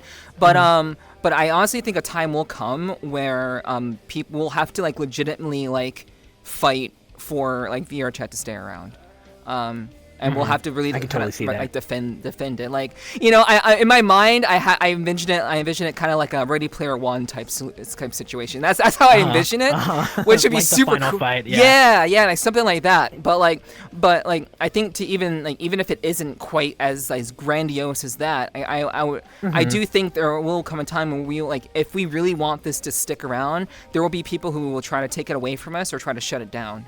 For sure. So I think I think that's definitely gonna happen for sure. It would happen for sure eventually.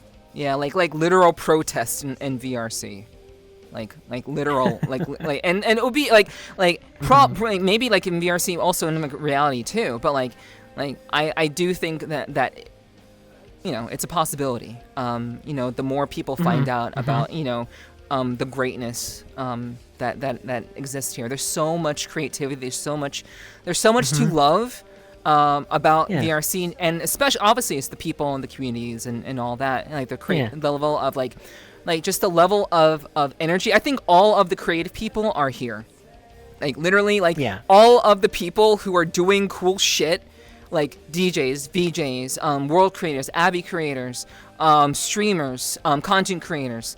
I think there's some people who like do stand up in VRC sometimes. You know, there's so many also like filmmakers too. As well. Yeah. So like there's so many awesome people, creative people here that like I hope that those people are the reason why VRChat stays around and doesn't kind of go anywhere. Because, like, you know, if VRChat falls, you all know where we'd have to go. Rec Room. Oh, God. No one wants to go to Rec Room. No one wants to go. That goes, like, it literally goes back to what I was saying, like, how VR is so, it's like big once you're in it, like we're in it, so we can see how big it is. but like from the outside, it's so small. It's such a small corner of the internet. You know what I mean? It's just it's this one thing on the internet. That's what I mean when it's so small. But like once you're in it, you see how big it is, and I just think that it's interesting, and it's only going to keep growing. Yeah, I agree. So, let's dive into streaming. I think it's time we talk about that and see kind of where the journey of RexKrispies has gone, and where that journey where you'd like to have that journey go. So let's talk about it. So, when did you get started into streaming? It's almost like in 2 months. It'll be about 2 years since I've been streaming. Okay. It started off kind of slow, like just kind of like seeing where it was going, because I'm just gonna start like obviously I didn't have like everything ready, like I'd planned stuff, but I didn't like, obviously I'm not gonna make it. I'm like, I'm just gonna start streaming, start slowly growing, and then I'm just gonna update it as I go, which I've kind of been doing as the years have gone by. And basically recently, like work was like at the end of last year, work was like really busy, so I was working like every like 5-6 days, but I was doing night shifts for like a month and a half, so it really like hindered streaming. So I kind of like was like one day here, one day there, like nothing crazy streaming. So since that died down, now I've kind of, I think this year I'm really gonna like focus and try and like work on things and really update things. And this is kind of like the year I want to like really like take off if I can, would be the hope. Okay. No, like I'm not expecting anything crazy, but like kind of like start making things like better on the increase, Gotcha. going up the curve. All right. And why did you get into streaming in the first place? Like I kind of talked about earlier, I kind of like always like streaming. I like watching streamers, and I thought, oh, that'd be cool to do one day, like just stream, talk to people, like just turn it on. So, and then it was also people like I told you, Ava and like IRL friends being like, you should stream, you'd be a good streamer. And I'm like, you know what, I'm just gonna do it, and I'm gonna see where it goes. And I mean, it's been fun so far. I've really enjoyed it, just talking to people, being able to play games, talk to people in chat, meet new people. I've met so many people like through streaming, and VRChat as a whole, because that's like part of my content is like VRChat and kind of like variety gaming, like different things here and there. It kind of changes, like I go through phases. Like sometimes I'll play a lot of one games. I played a lot of Fortnite for a while. I've taken a break recently, so I haven't been doing that as much. So I kind of swap around, but VRChat's kind of always there. And that also took a break because of work. It's really hard to come home from work, like when you're doing a night shift, come home at like 8:30, and my normal start time is like 9. Yeah. To in 30 minutes start stream. I couldn't like, do that. Most of the time. Yeah. So that's why I like kind of didn't for a while, because it's like there's no way I'm gonna come home and start in 30 minutes. Because then I would be like, start in 30 minutes, stream for 3 or 4 hours, boom, the day's over. Time to wake up. Yeah. Yep, it's like it would be so fast, so I kind of took a break. But now I'm kind of back to a normal schedule, so I should have that break in between. Then I'm gonna stream, but definitely I'm gonna start streaming more here soon. But yeah, I just kind of came from the idea of like watching streamers being like, this would be really cool, and people kind of being like, you would be a good streamer, you should really try it. And like I've tried it, and I just really enjoy it, so I'm gonna stick with it. So yeah. Cool. So just kind of candidly asking, you know, kind of you know, trying to get asking the hard-hitting questions, like like, do you think you're a good streamer? I think so. I think I could definitely be better.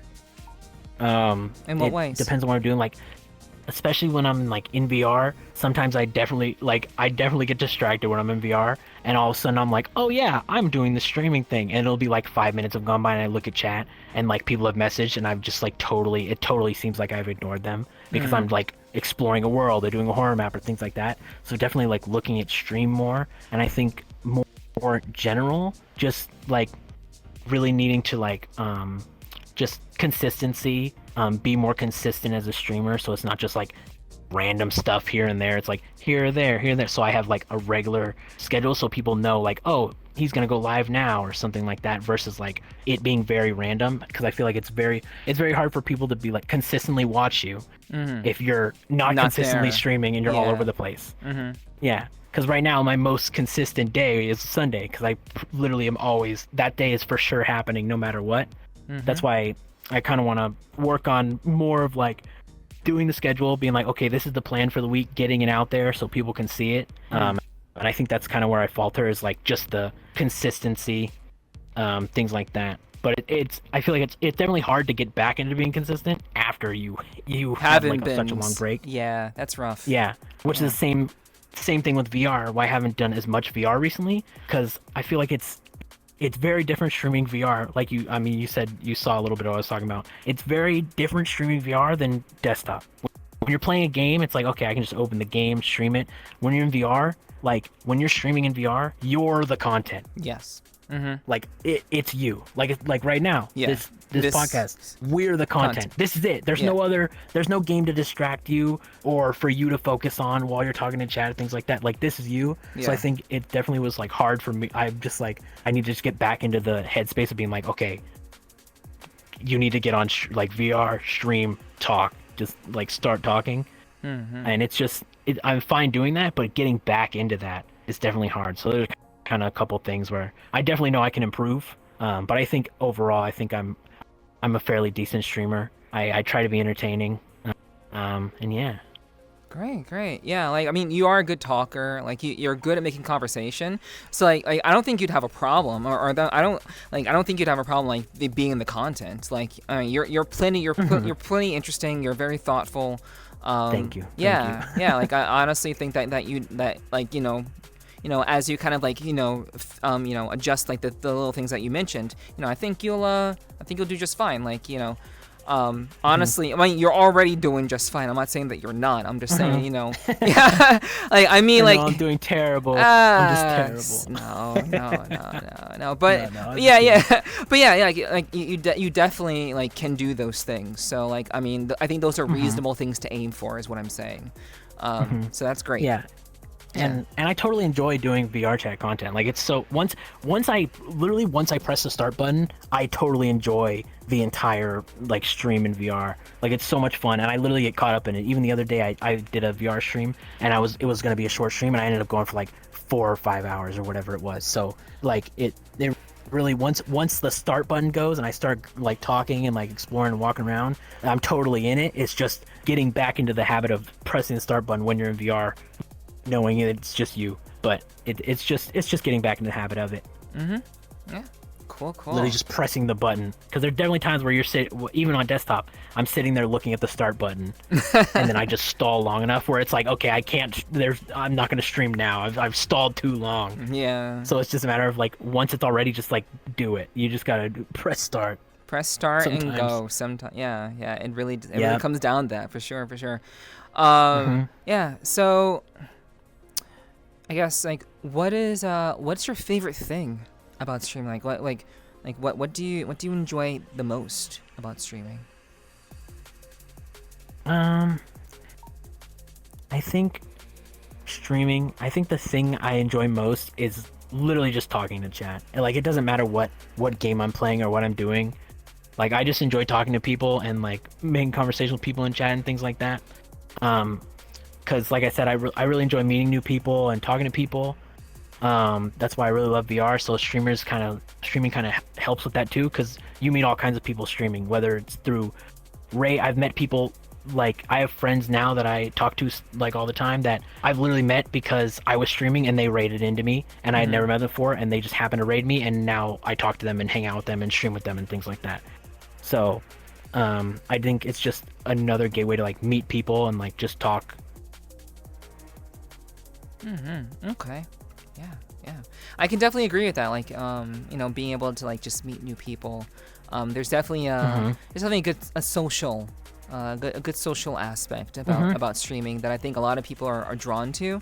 I think a lot of people get into streaming because I've heard that some people just kind of want to make friends. There are like a number of people who just want to like be just be social, because there's it's hard for them to do in real life.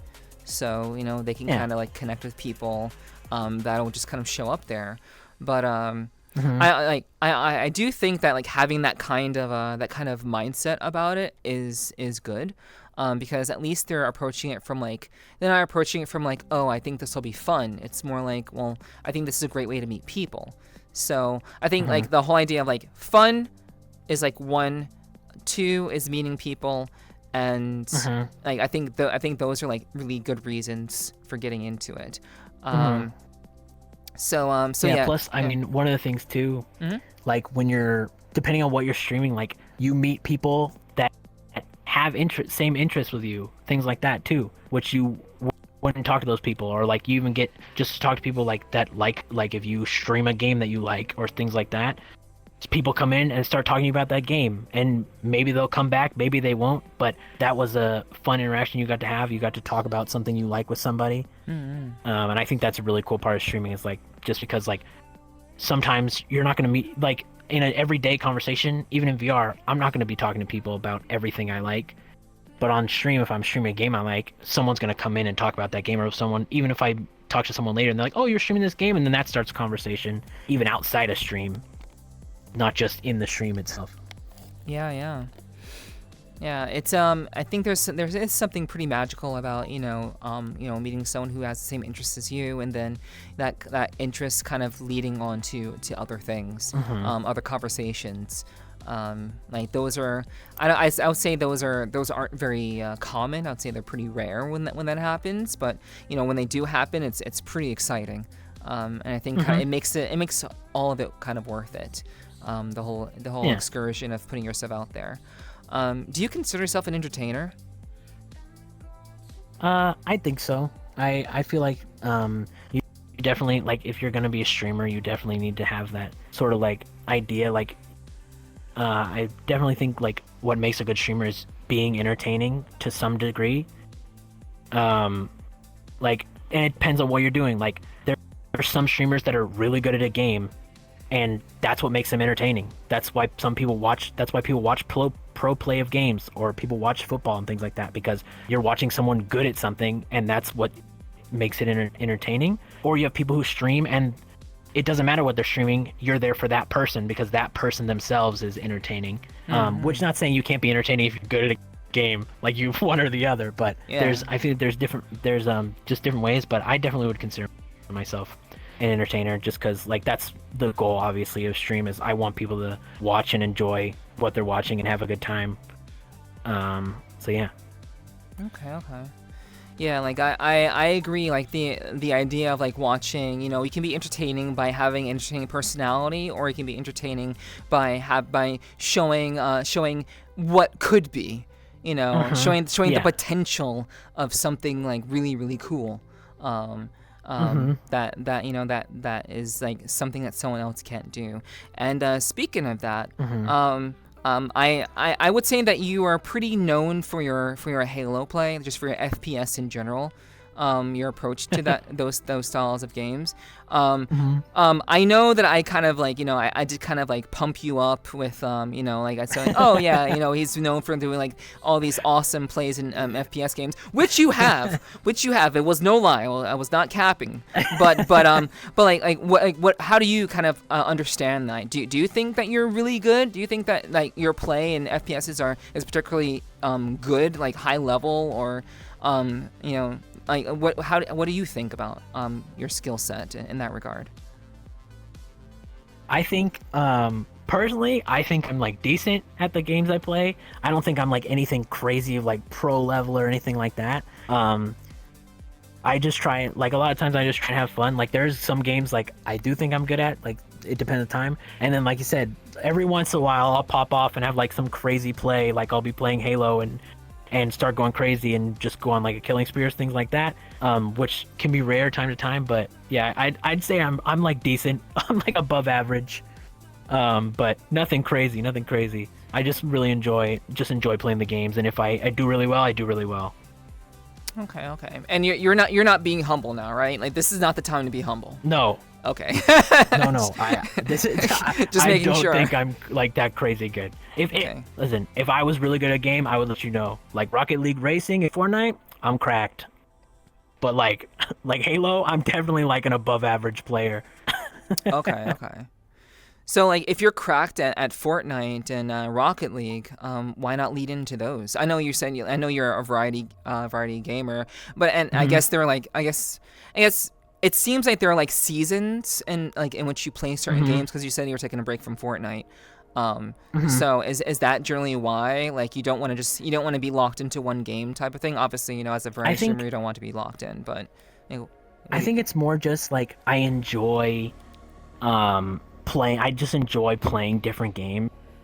Like I'm not one to like stay on a game for like months and months and months. Like obviously I'll go I kind of just play everything, so I like go back and forth between games. Like there'll be periods where I'll like right now recently I've been on like a super dark and darker like grind like kick. Like I've been super addicted to it. Like I just recently got back into it. And that's literally the only reason I haven't been playing Fortnite is because I've been playing something else. mm-hmm. But like I'll go back. Like I think I'm like I'm pretty good at Fortnite. Um, but like it doesn't how good I am at the game doesn't really determine whether I play it on stream or not for me. Um, because like I think it also comes down to like what I want to play. Like Fortnite is like also entertaining because depending on what's happening, like if I'm playing with people and like funny things happen or good plays happen, there's a lot that can happen. Versus like a game like Hearthstone, which I'm really good at and I consider myself actually really good at. Mm. But like I don't really stream that because I also take into account like also what's going to be entertaining. Right. That Right.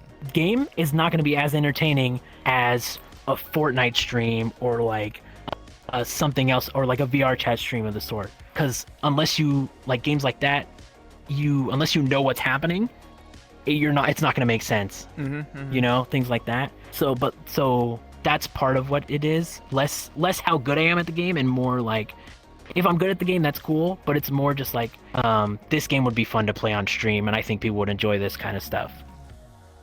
Gotcha. I want to kind of go deeper with that particular Hmm. topic matter. Like, what do Hmm. you like? Do you actually look at like numbers? Do you like look at other streamers to kind of like determine what game you should be playing at a certain time? Like, are you like looking at your stats to determine okay, this game is not really doing very well. Not many people are tuning in. Like, do you care about like statistics, like your own statistics, or like even statistics of like popular games at any given point in time to determine to Hmm. influence like what you play, or are you just kind of rolling with what you feel is good for you at any given point in time, or entertaining and I that would be kind entertaining. Yeah. of. I kind of like I'll look every once in a while like at a category and see like what's happening, but not I don't really pay that much attention. Like obviously I'll look at my stats like after stream things like that, but I don't like as of right now. I don't really try and like take it into account. I just kind of go with the flow and see what's happening. Obviously if like I stream a game and it's not crazy popular, if I only do it once, it depends. Like if I do it multiple times, it's not as crazy. I might like lean off doing it as much. But most of the time, I don't really kind of try and pay attention to that. I just kind of play games that I think would be entertaining, like just in general. I don't try. I try not to like look at the stats like that. Mm-hmm. I'm sure it would be helpful if I looked like in down the line in the future, like if I get bigger things, like obviously there's going to be things that people won't want to watch versus they will want to watch, and I'd probably take that into account. But I do try and just kind of like go with the flow, whatever I think would be entertaining at the time, or like if new games come out, obviously that'll be a good stream game because it's popular at the time. Yeah. So like, and then sometimes I don't. Like Pal World has come out recently. It's been very popular. A lot of people have been streaming it, Yeah. and I've played it. I have not streamed it at all. So sometimes like a game will be popular and I'll play it, but I won't go out of my way to stream it, and I'll just stream what I would normally stream. But like right now, I've been on a dark and darker kick, so if you go and look, there's a lot of dark and darker streams that I've done recently. But it just so happens that those streams usually do well because there's a lot of chaos that happens and can happen in those. So that leads to people wanting to watch. Okay. Understood. Yeah, I can definitely understand that. You know, you especially like when you're trying to get back into the flow. You said you're trying to get back into like consistent schedule and everything. It definitely is. It's good to like not get hung up on the numbers. But I wanted to know like your perspective on like what do you pay attention to? Like what are you currently paying attention to in that regard? But yeah, I agree. Like not to get caught up in that, especially relatively early on. So like so. What is the one thing? I guess actually not just one thing, but what are some aspects do you think set you apart from other streamers? Like, okay, why would you say that someone should watch you? Like, what are your like key characteristics that kind of set you apart from other streamers? You know, a specific RexKrispies experience. How would you describe that? I'd say I guess one thing that kind of like me personally is like I just want everyone to have a good time and just be friendly with everyone. So I'm just trying to like have fun, laugh, things like that. Like I'm not really worried about like trying to like get like I'm not focused on numbers. Like I said, I just want to have fun and have fun. So that's why I just really enjoy like streaming and talking to chat and things like that. So I really hope people come in and enjoy watching. Like, and I'm playing like when I'm playing games, I'm not playing games to like be crazy at it. Like when I'm playing Fortnite on stream, like I'm having fun with it. I'm messing around, things like that. And I try and keep that in all my games that I play and just enjoy my time and enjoy chat. So I'd just say like I have a very like welcoming atmosphere. Like I love just seeing new names in chat anytime people pop in or are lurking and things like that. So I think that kind of is like part of like the RexKrispies brand is like I'm just very friendly. I'm just trying to be friends with everybody. I'm not trying to make enemies out here or be like a crazy like takeover streamer and like take over all the viewers or anything like that. I'm enjoying my time, and I hope like I want viewers to come in and enjoy their time, things like that, hang out, chat. If they pop in, say hi, pop out, or hang out all stream and come back later, that's cool.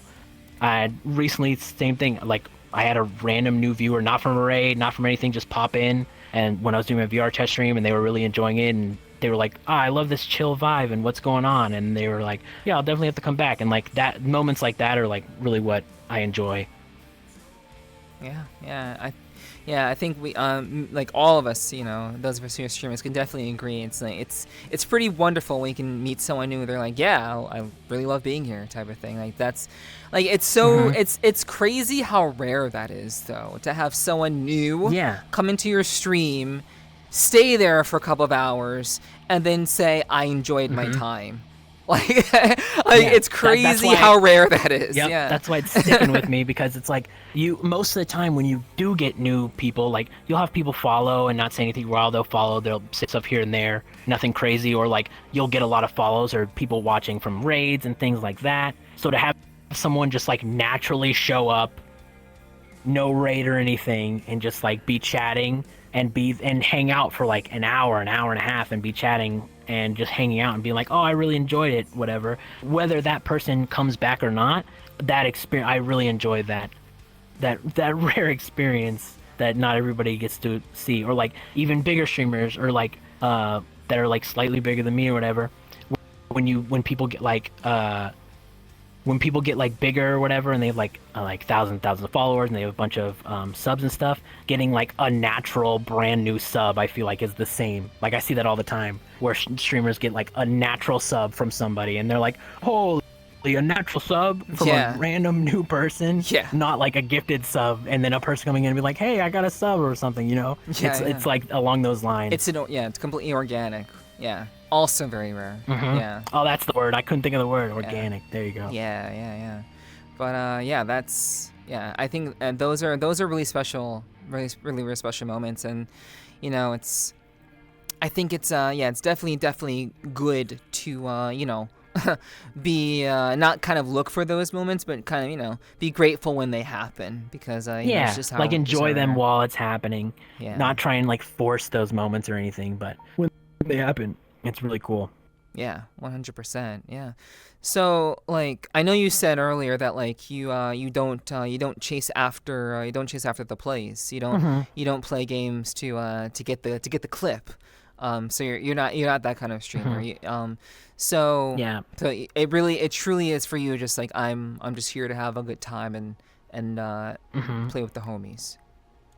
Yeah, that's why I really enjoy like for like Halo Night. I really enjoy. It used to be on Thursdays, and we moved it to Sunday because after like streaming VR parties or doing party for weekend, Sunday is like the dead day. So literally, that's the day we play Halo, and we just play like no worries. We're just mindlessly playing Halo and streaming it and enjoying our time. And those are the my favorite streams because those are streams that end up, like you said, playing, looking for the clips. Those are the streams that end up having clips because we're just having fun and enjoying ourselves, and the random stuff happens, and then clips happen, or like funny moments when I'm talking to people. Like those streams I see are like the streams that have those clips.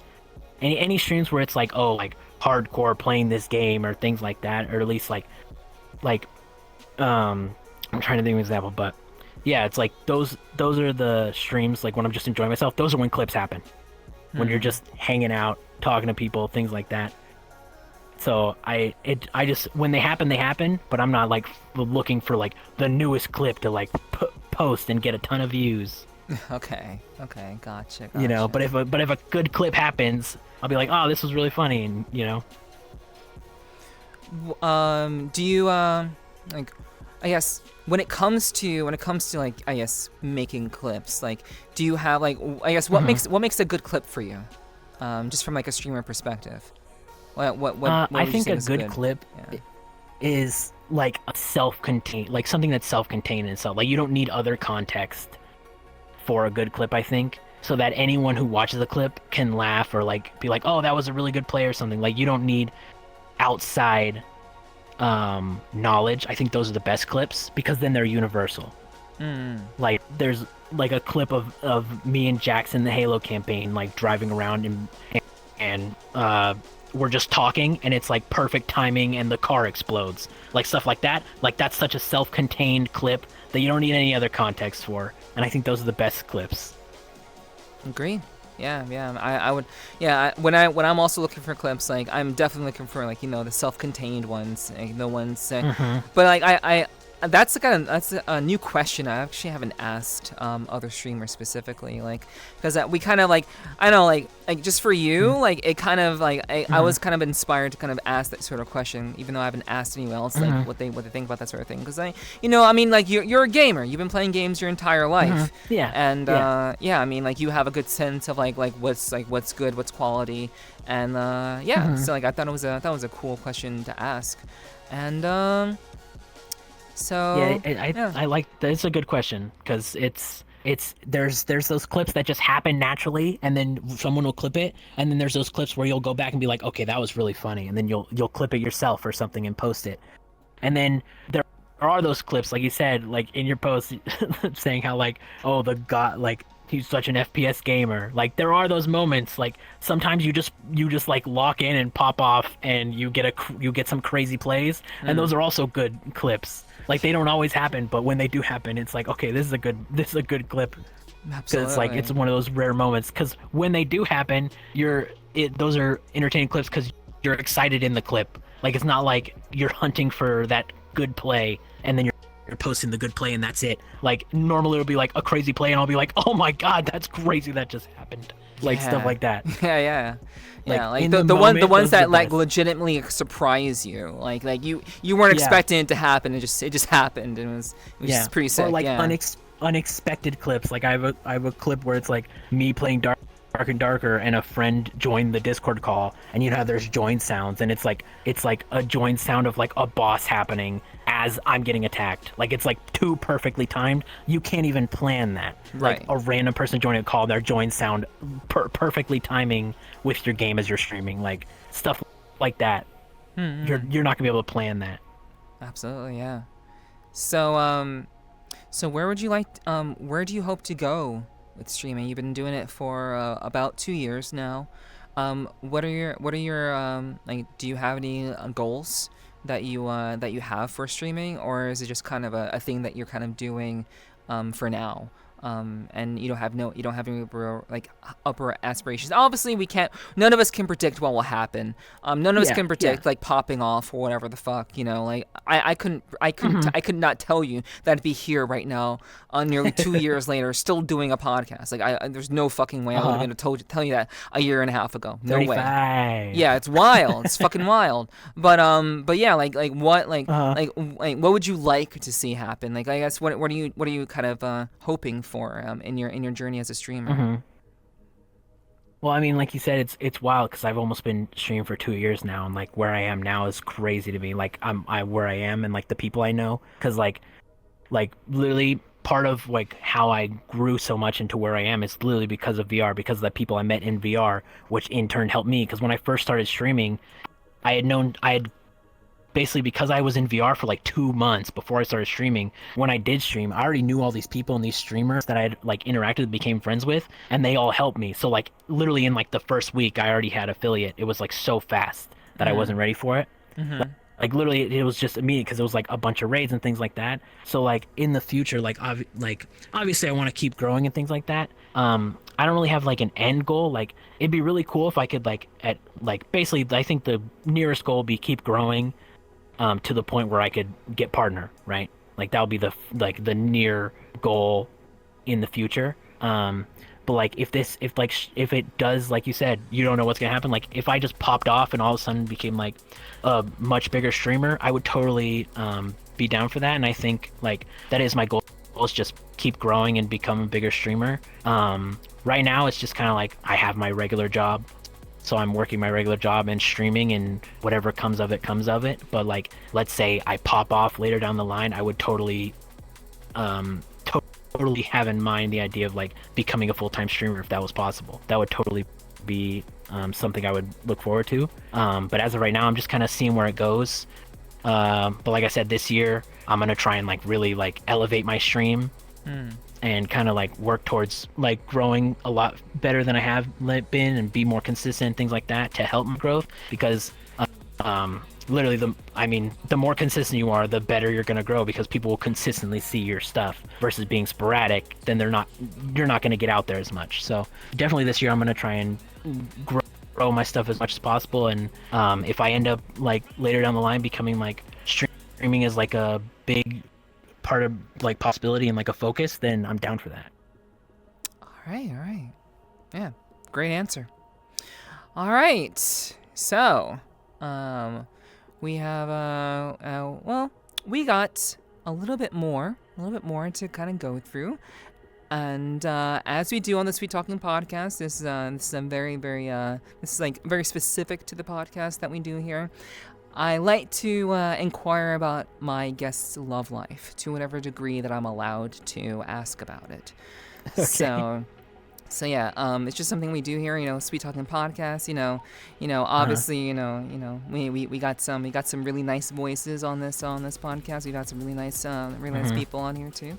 But we gotta ask about what makes them so sweet. You get what I mean? So like what.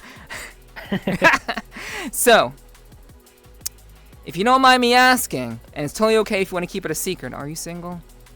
Okay, I am single. Okay. Do you what I guess how do you understand being single? Is it something that you are like you choose to be single, or is it just right now like it just hasn't kind of like happened for you in that way? Yeah, at least I guess how do you understand being single personally? I guess right now I'm kind of like, it's just kind of hasn't like happened, but also I'm like not necessarily looking for it right now, just because like I don't see it, because of how my like right now I'm so like crunch for time. Like I'm at work and then I come home and I have a break and I either stream or get on VR or hang out with people, and then my days started. So like in my right now I just don't see it like the time for it, if that makes sense. Like of if it happens, it happens, that makes sense, right? Yeah. If it happens, it happens, but I'm not necessarily like going out looking for it right now, because there's just so much happening and like my time is all over the place that it's just it's really not in my thoughts right now of like as a focus of what I'm looking for. All right, yeah. I mean, hey, like I'm not looking to judge. I'm just looking to get your perspective on it. Like how is this for you? So yeah, that makes like not having time for it, I think makes sense because I think there are people who don't have time for it, who don't have their shit together, who try to get involved with people, and then it's just a shit show.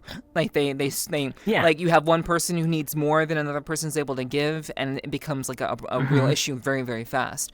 So having that like personal understanding of like, okay, I don't have a lot of time, and like if someone could come along, then like, hey, like I would do my best to make time, but obviously that would have to be a discussion with that individual if that were to happen. But I mean, I think it's funny. Yeah. I was gonna say it's funny you talked about that because at work today we did a training, like a leadership training thing. And one of the things we did was we did a kind of like a words of what your affirmation thing was, like what you for like gift giving, things like that. And me and all three of my like leadership that I work with, who are all my friends I've known for like 13 years, all four of us got quality time.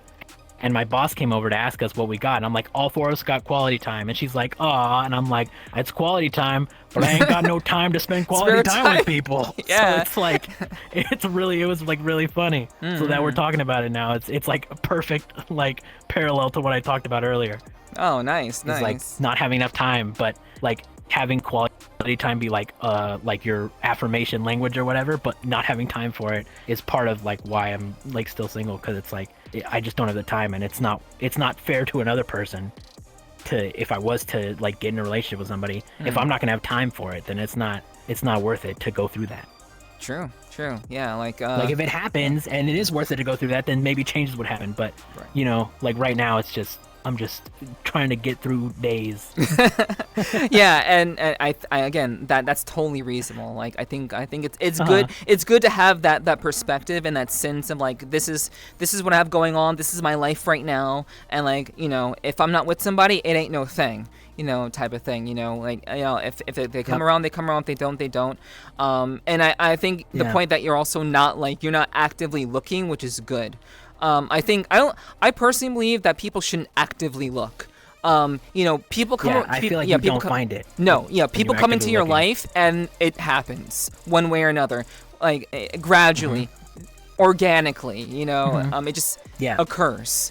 But you're not like looking for it actively. Like, you're not like, you know, okay, you. Like it's like no, it's just something that kind of happens. I think that's how it should be. That's how it's always kind of been with humanity in general. But we have this luxury of being connected on the internet to all of these people all across the world, and we have like there's so much more potential to meet someone that can that would be good for us. So I think it's just really about being patient and just kind of take it in stride, not really like, you know, not actively seeking something out like that, and just kind of like maybe it happens, maybe it doesn't, who knows, kind of thing. Especially when you're like looking, like if you're looking, you're gonna, I feel like a lot of times when people are like really looking for stuff like that, you're gonna like read into so much stuff that you normally wouldn't read into. Like you're gonna read into stuff differently than you would if it just happened naturally. Like if someone just falls into your life and it works, then it works. But if you're like looking, you're gonna be like, oh, this person, I really like this thing, and you're gonna like attach. Like sometimes that works. Sometimes it works for people if you're looking for stuff, and sometimes it works out. But I feel like a lot of the time, like you start reading into things too much, and it can just hurt you in the end. So it definitely, it's just kind of like let it happen. At least for me, I'm just like, let it happen. If stuff works out, it works out. If relationships build into something later, they build into something later. Yeah, agreed. So you said quality time is your is like the thing that's very important to you. Is that like your number one thing?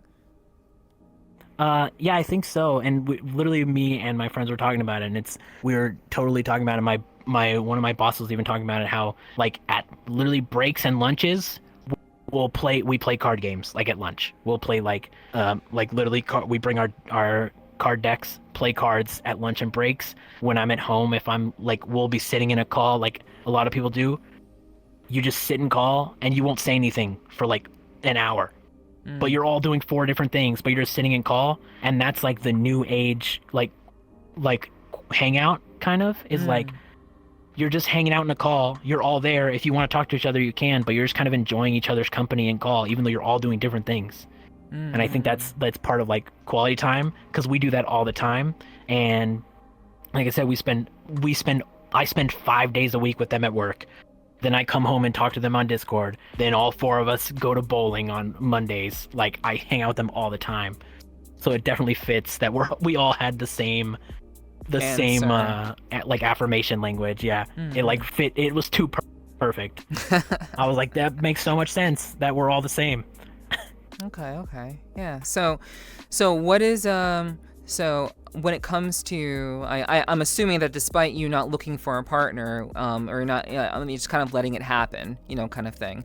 I'm guessing that you do have a standard when it comes to maybe someone that you would be interested in.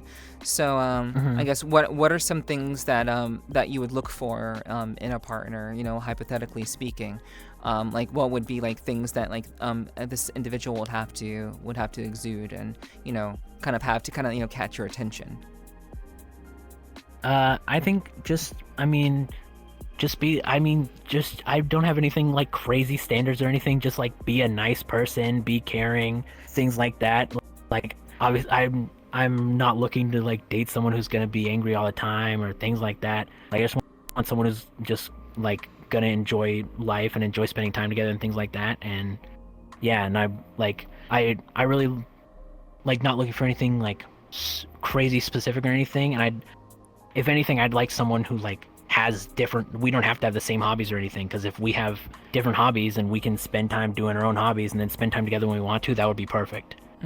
Like things like that. And if we do share hobbies, doing that stuff together would be cool too. So just general standards of be a good person.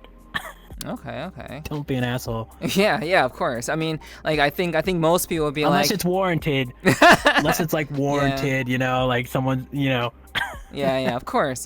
Yeah, I think most people would be like, yeah, just don't be a bitch. Don't be a jerk. Yeah. Kind of thing. Like, I think that's kind of standard for everybody. But like, okay. So what about this? Like, so basically, you're basically saying that like if anyone was interested in you and you were interested in them, like I guess to what degree do you need to like does like I guess what it like in your mind, what does it mean to be interested in somebody? Like in your mind, like how do you understand that? I think that's a better question. I think like it would just have to be someone that I like really click with and like really would want to like basically someone who I'd like want to spend all my time with, I guess. Like I don't even have this is such a like a broad concept to think about. And I feel like that's for a lot of people. Spoken like a true skeleton. Like I'm just happy to have somebody kind of yeah. But it's like just I think it would just have to feel, I don't even know, like it just have to feel right, like feel like this makes sense in the moment. I don't have anything crazy that would like give it away. I think it just would have to happen. Because I've like had a couple relationships here and there, but it's like nothing like crazy serious. It's just been like stuff here and there. So I think you just have to like they just have to like really hit you in the heart, Yeah, I suppose. Yeah. So like would you like, I guess at this point in your life, would you want something that's kind of like, you're just kind of like having fun, enjoying each other, or would you want something that is, on the lines of serious? Like, is that like if you were to be with someone, would you want it to be serious, or would you want it just to be like, oh, it is what it is, you're nice, I like you, you like me, blah blah blah, kind of thing? I think right now, either would be fine. I don't think I'm looking for just serious or casual things like that. I think I'm pretty much open to whatever. Okay. But like I said, I'm not like actively looking for it. So if it happens, it happens. But Okay. I'm not looking. It doesn't have to be like serious. Like this is it. This is the end. But if something were to happen, it'd be like, okay, this is like casual. It'll be fun. Okay. Yeah. Yeah. I think that is a fair answer. I think it's I think like I ask these questions because it helps me to get a better sense of a person's psychology, like what they care about in another human. Yeah. I think like having kind of it kind of cues me in personally on just like how people want to treat other people, or like how they want to be treated, type of thing. Because based on what a person generally looks for, they generally kind of want that same thing to be given to them. Like the thing that they would want to give to another person, they want the same thing kind of given to them, kind of thing. And I think it's really, really interesting, like asking these sorts of questions when I'm allowed to. Of course, I'm not always allowed to. Yeah. But I think it's super interesting. Yeah. I think it's interesting too, like just getting asked these questions and getting, because everybody's different. Yeah. Like some people are I'm sure are going to be like very specific, like this is what I'm looking for, this is what I want. Right. And then there's other people like me who are very much like I want someone to treat me like I would treat them, stuff like that. So it just depends on the person. So I totally get why this is interesting. Yeah. It's that difference that kind of that fascinates me. So like I kind of have a feeling I already know the answer to this question, but when it comes to like I generally ask people like what would a deal breaker look like to you, and I have to preface it with I have to give you I have to add a parameter to this statement. Like it can't be the thing about you can't be an asshole. So so what would be like a deal breaker for you if you're interested in somebody, and you can't be an asshole? I think I want someone, like if someone wasn't self-sufficient, like able to like be their own person, take care of themselves on their own, separate from me, that would be a deal breaker. Like I don't want someone who's gonna be like hard dependent on me, or like being together, things like that, to function. I want to be with someone who's like a whole person.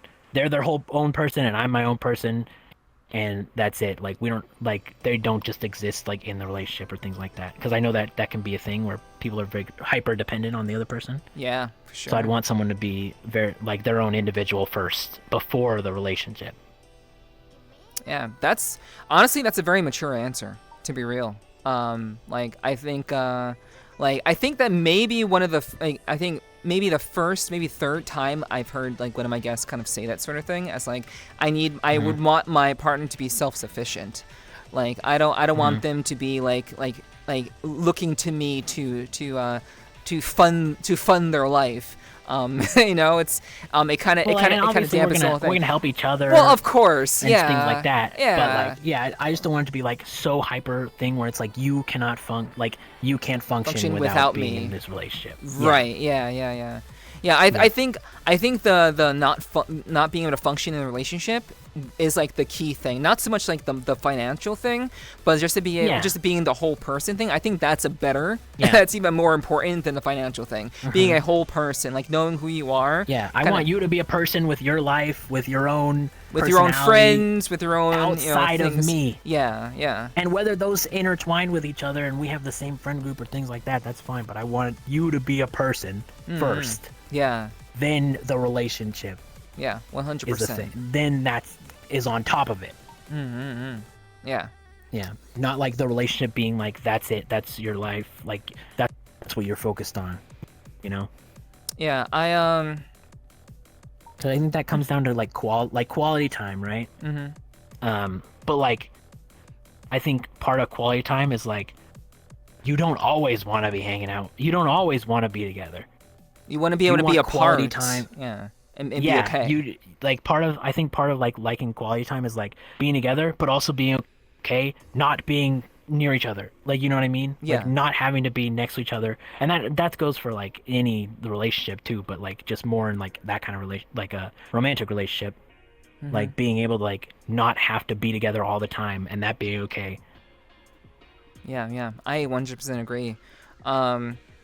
I love that you said that, I mentioned this already, but I love that you said, like, a person should be, like a whole person. Like a person should not have to seek another. Like, okay, here's the whole thing that my entire thought is this. There are people who rely on other people to rely on another person to complete them. There's this idea that in society that you should find your other, like, I mean, finding your other half is a great idea, but also but people take that a step further of like, this person completes me, and that like if I lose them, I am nothing, or I'm half a person, type of thing. And I think that is unhealthy. I think that is unhealthy. It is like, I think it's important to not just find someone who can complete you, but you should be a whole person that complements you. Instead of looking for compliments than completion. Yeah, because I like the idea of like not being like, oh, we need each other to complete each other. It's like the people in a relationship, you should be helping each other to be better at all times. Yeah, there shouldn't be like, this relationship shouldn't be, okay, I'm complete now, that's the end of it. Like, no, you should both make each other better. Like, the relationship, you should be a person, I should be a person, and then the relationship is elevated. But like, there you go. Perfect. That was exactly what I was thinking. It elevates both of you to a better place. Yes. So it makes you even better than you were before. That's what it should be. Not you completely, I'm done. Yeah. I agree. Like, you can compliment each other and be like, this is like a puzzle piece, but then you want to keep making it better. Yeah, there should always be a red flag for me is someone who has no goals. Someone who's not goal oriented. Because that's how you can tell they're not like, there's something missing there, and that's going to cause problems, because they're definitely going to be reliant on you, because they don't have anything that's driving them to be better. And they're gonna look to you to be better. Look to me in whatever situation. Like that's a big red flag for me personally. But and you can even, and goals don't even have to be crazy big goals. As long as you have some kind of goal in mind. Like, this is, I want to have a better job later, or I want to do better things. Like, it can be smaller goals, not to be some crazy goal. But I totally agree. Like, someone who's I don't know the right word for it, but I totally agree. Okay. Yeah, I am. I think we're on the same page. I think we're very similar in that regard, which is really, really cool. Like, I like similarities with my guests, but I also like differences. Like, I like when there's like a little bit of like, not tension, but there's like you my guest has an idea and I may have a different idea. Forth, yeah. I enjoy that a lot. I enjoy that a lot. I feel like that's the benefit of having this podcast, right? Is that you are meeting all these different people. Getting all these different people. Sometimes they're similar, sometimes they're different. So that, I feel like that's like the strength of this podcast, Of course, yeah. That's why I love to do it. I like to highlight those differences between people, but also just how awesome the people in VRChat are. Just kind of highlighting that. So. I love VRChat. Yeah, same. And we're not paid to say this. All right. No, we just really love VRChat. Yeah. So yeah. Okay, that's great. I love that. So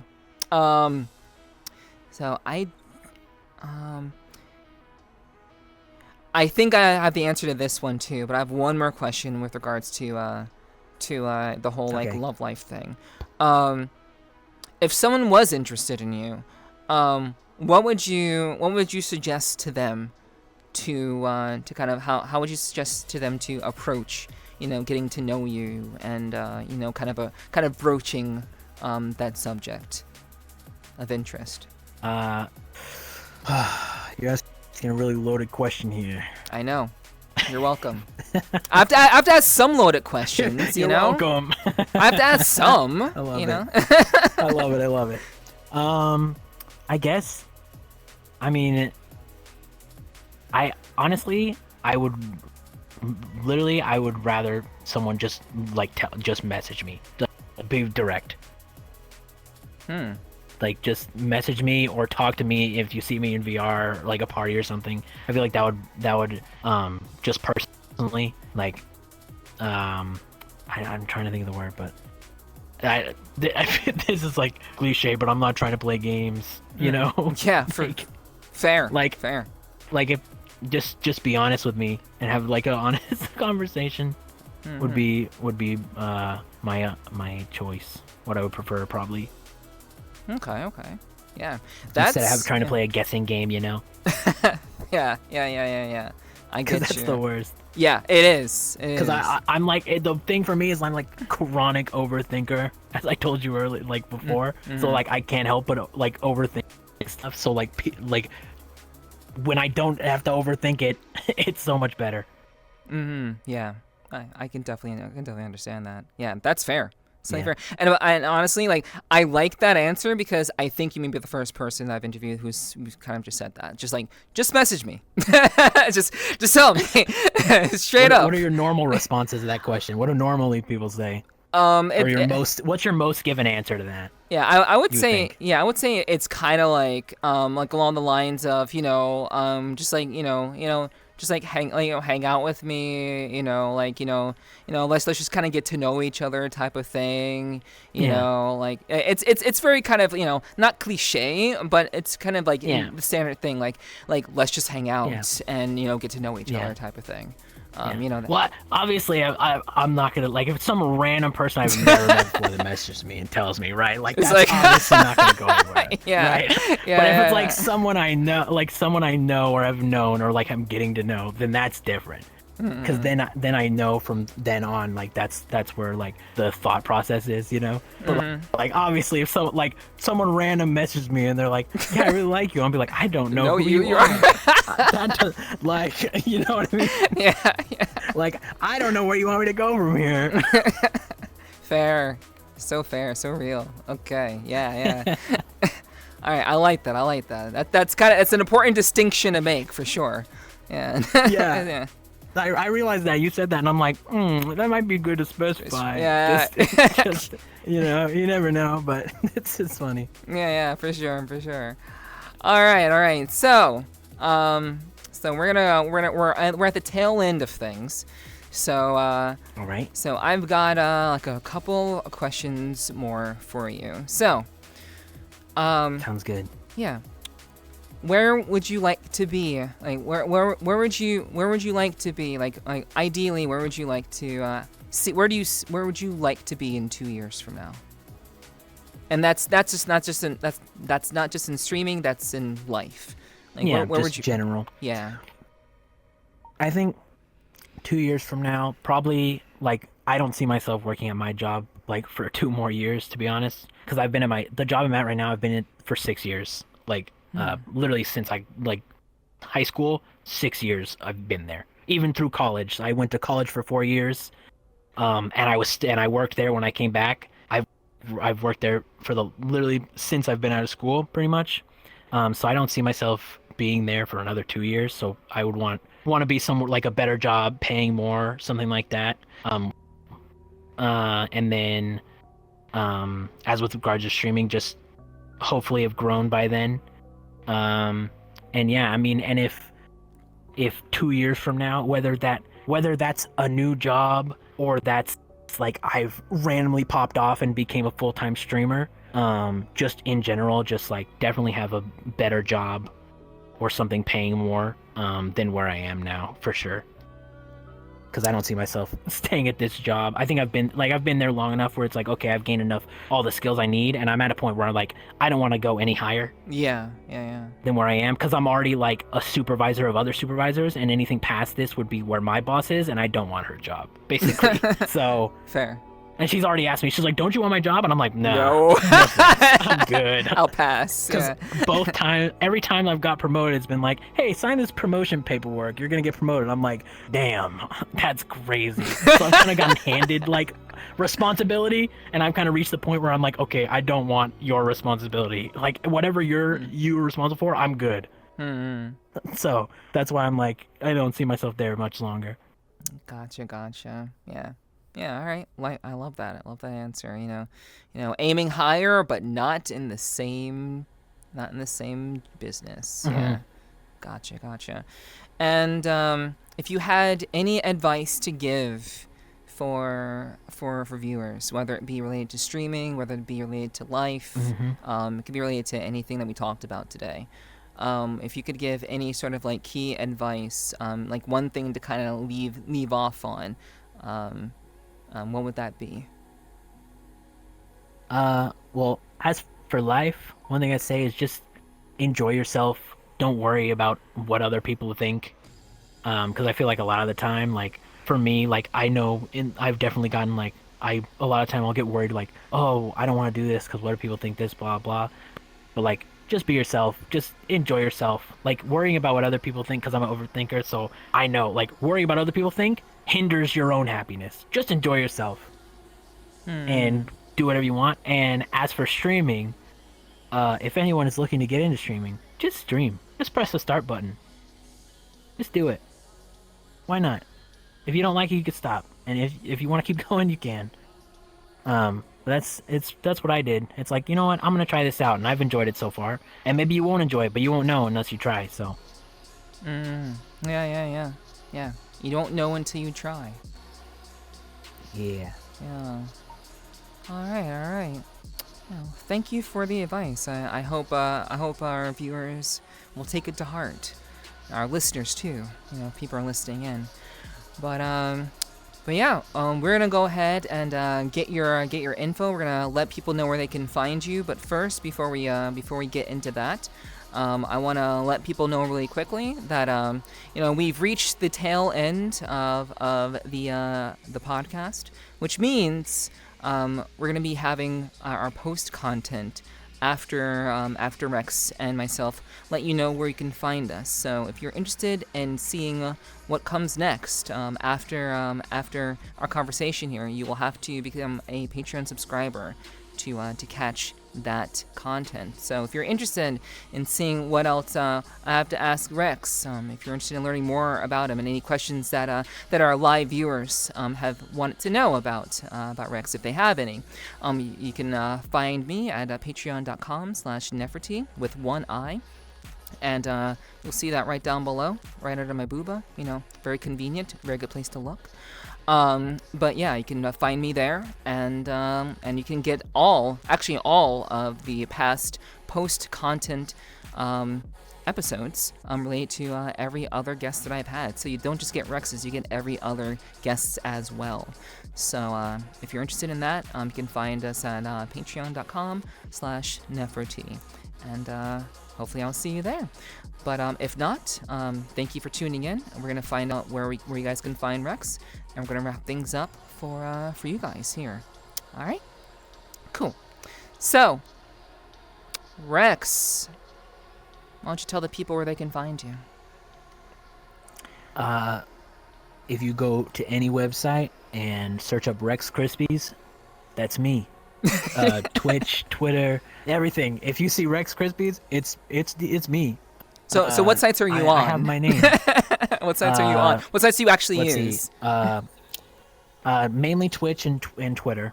I do have a TikTok, which I plan to post videos on at some point this year, whenever I get around to that. And that's it for now. They might expand in the future, maybe YouTube, but that would take a lot more work and things like that. But yeah, just mainly Twitter and Twitch for now. Alrighty. Yeah.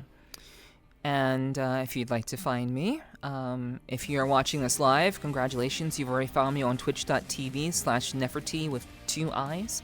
So thank you so much for tuning in. Hell yeah. And you can also find me on Twitter, x.com, Neferty with 2 I's. You can find me there. And if you're tuning in on YouTube, congratulations, you already found me on YouTube. But if you're watching live and you'd like to find me there, you can just search Neferty with 1 I, and you will find me on YouTube, where you'll find shorts, you'll find past episodes of the Sweet Talking Podcast, you will find other videos that I've put out, and any other content that I felt like creating. You will find all of that there on my YouTube, and there's a good number of videos, and also my entire VOD collection. All of my VODs are on YouTube, as far back as my very first stream. So if you want to look me up, you can literally look me up and see my very first stream on ever. So go ahead, find me on YouTube if you'd like. And of course, like I mentioned earlier, at patreon.com/Neferty. But more specifically, if you'd like to learn more about the podcast as a whole, the podcast does have its own Twitter at x.com/sweettalkingpod. You can find information about who is going to be the next guest. You will find teasers. You'll find it's just information if you want to keep up with who's going to be the next guest on the podcast. And it's there if you want it at Sweet Talking Pod.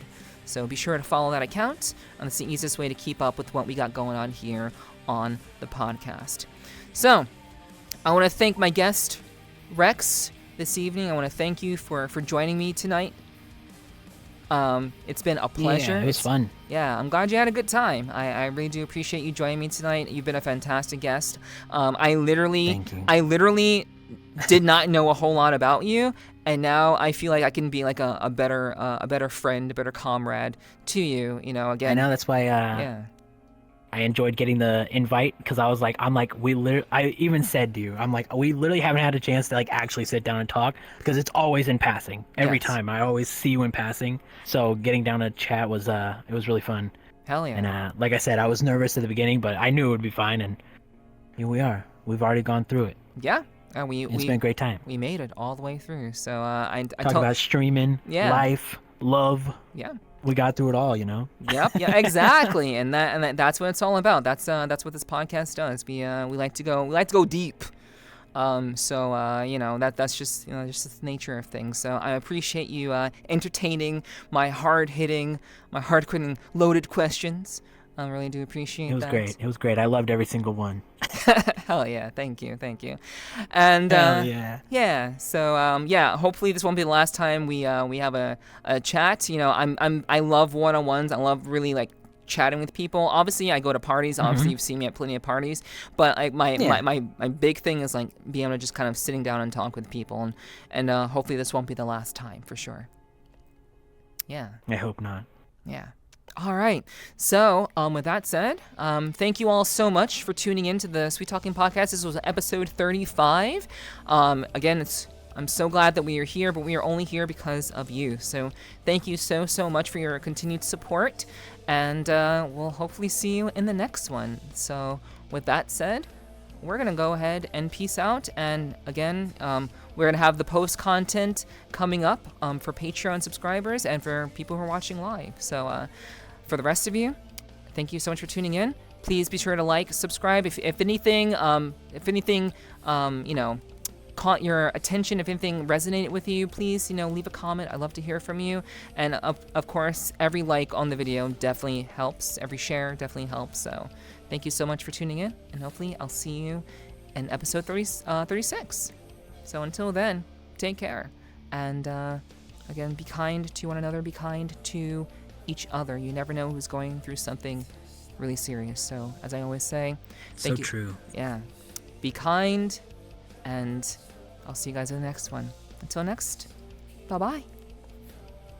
Bye. Bye.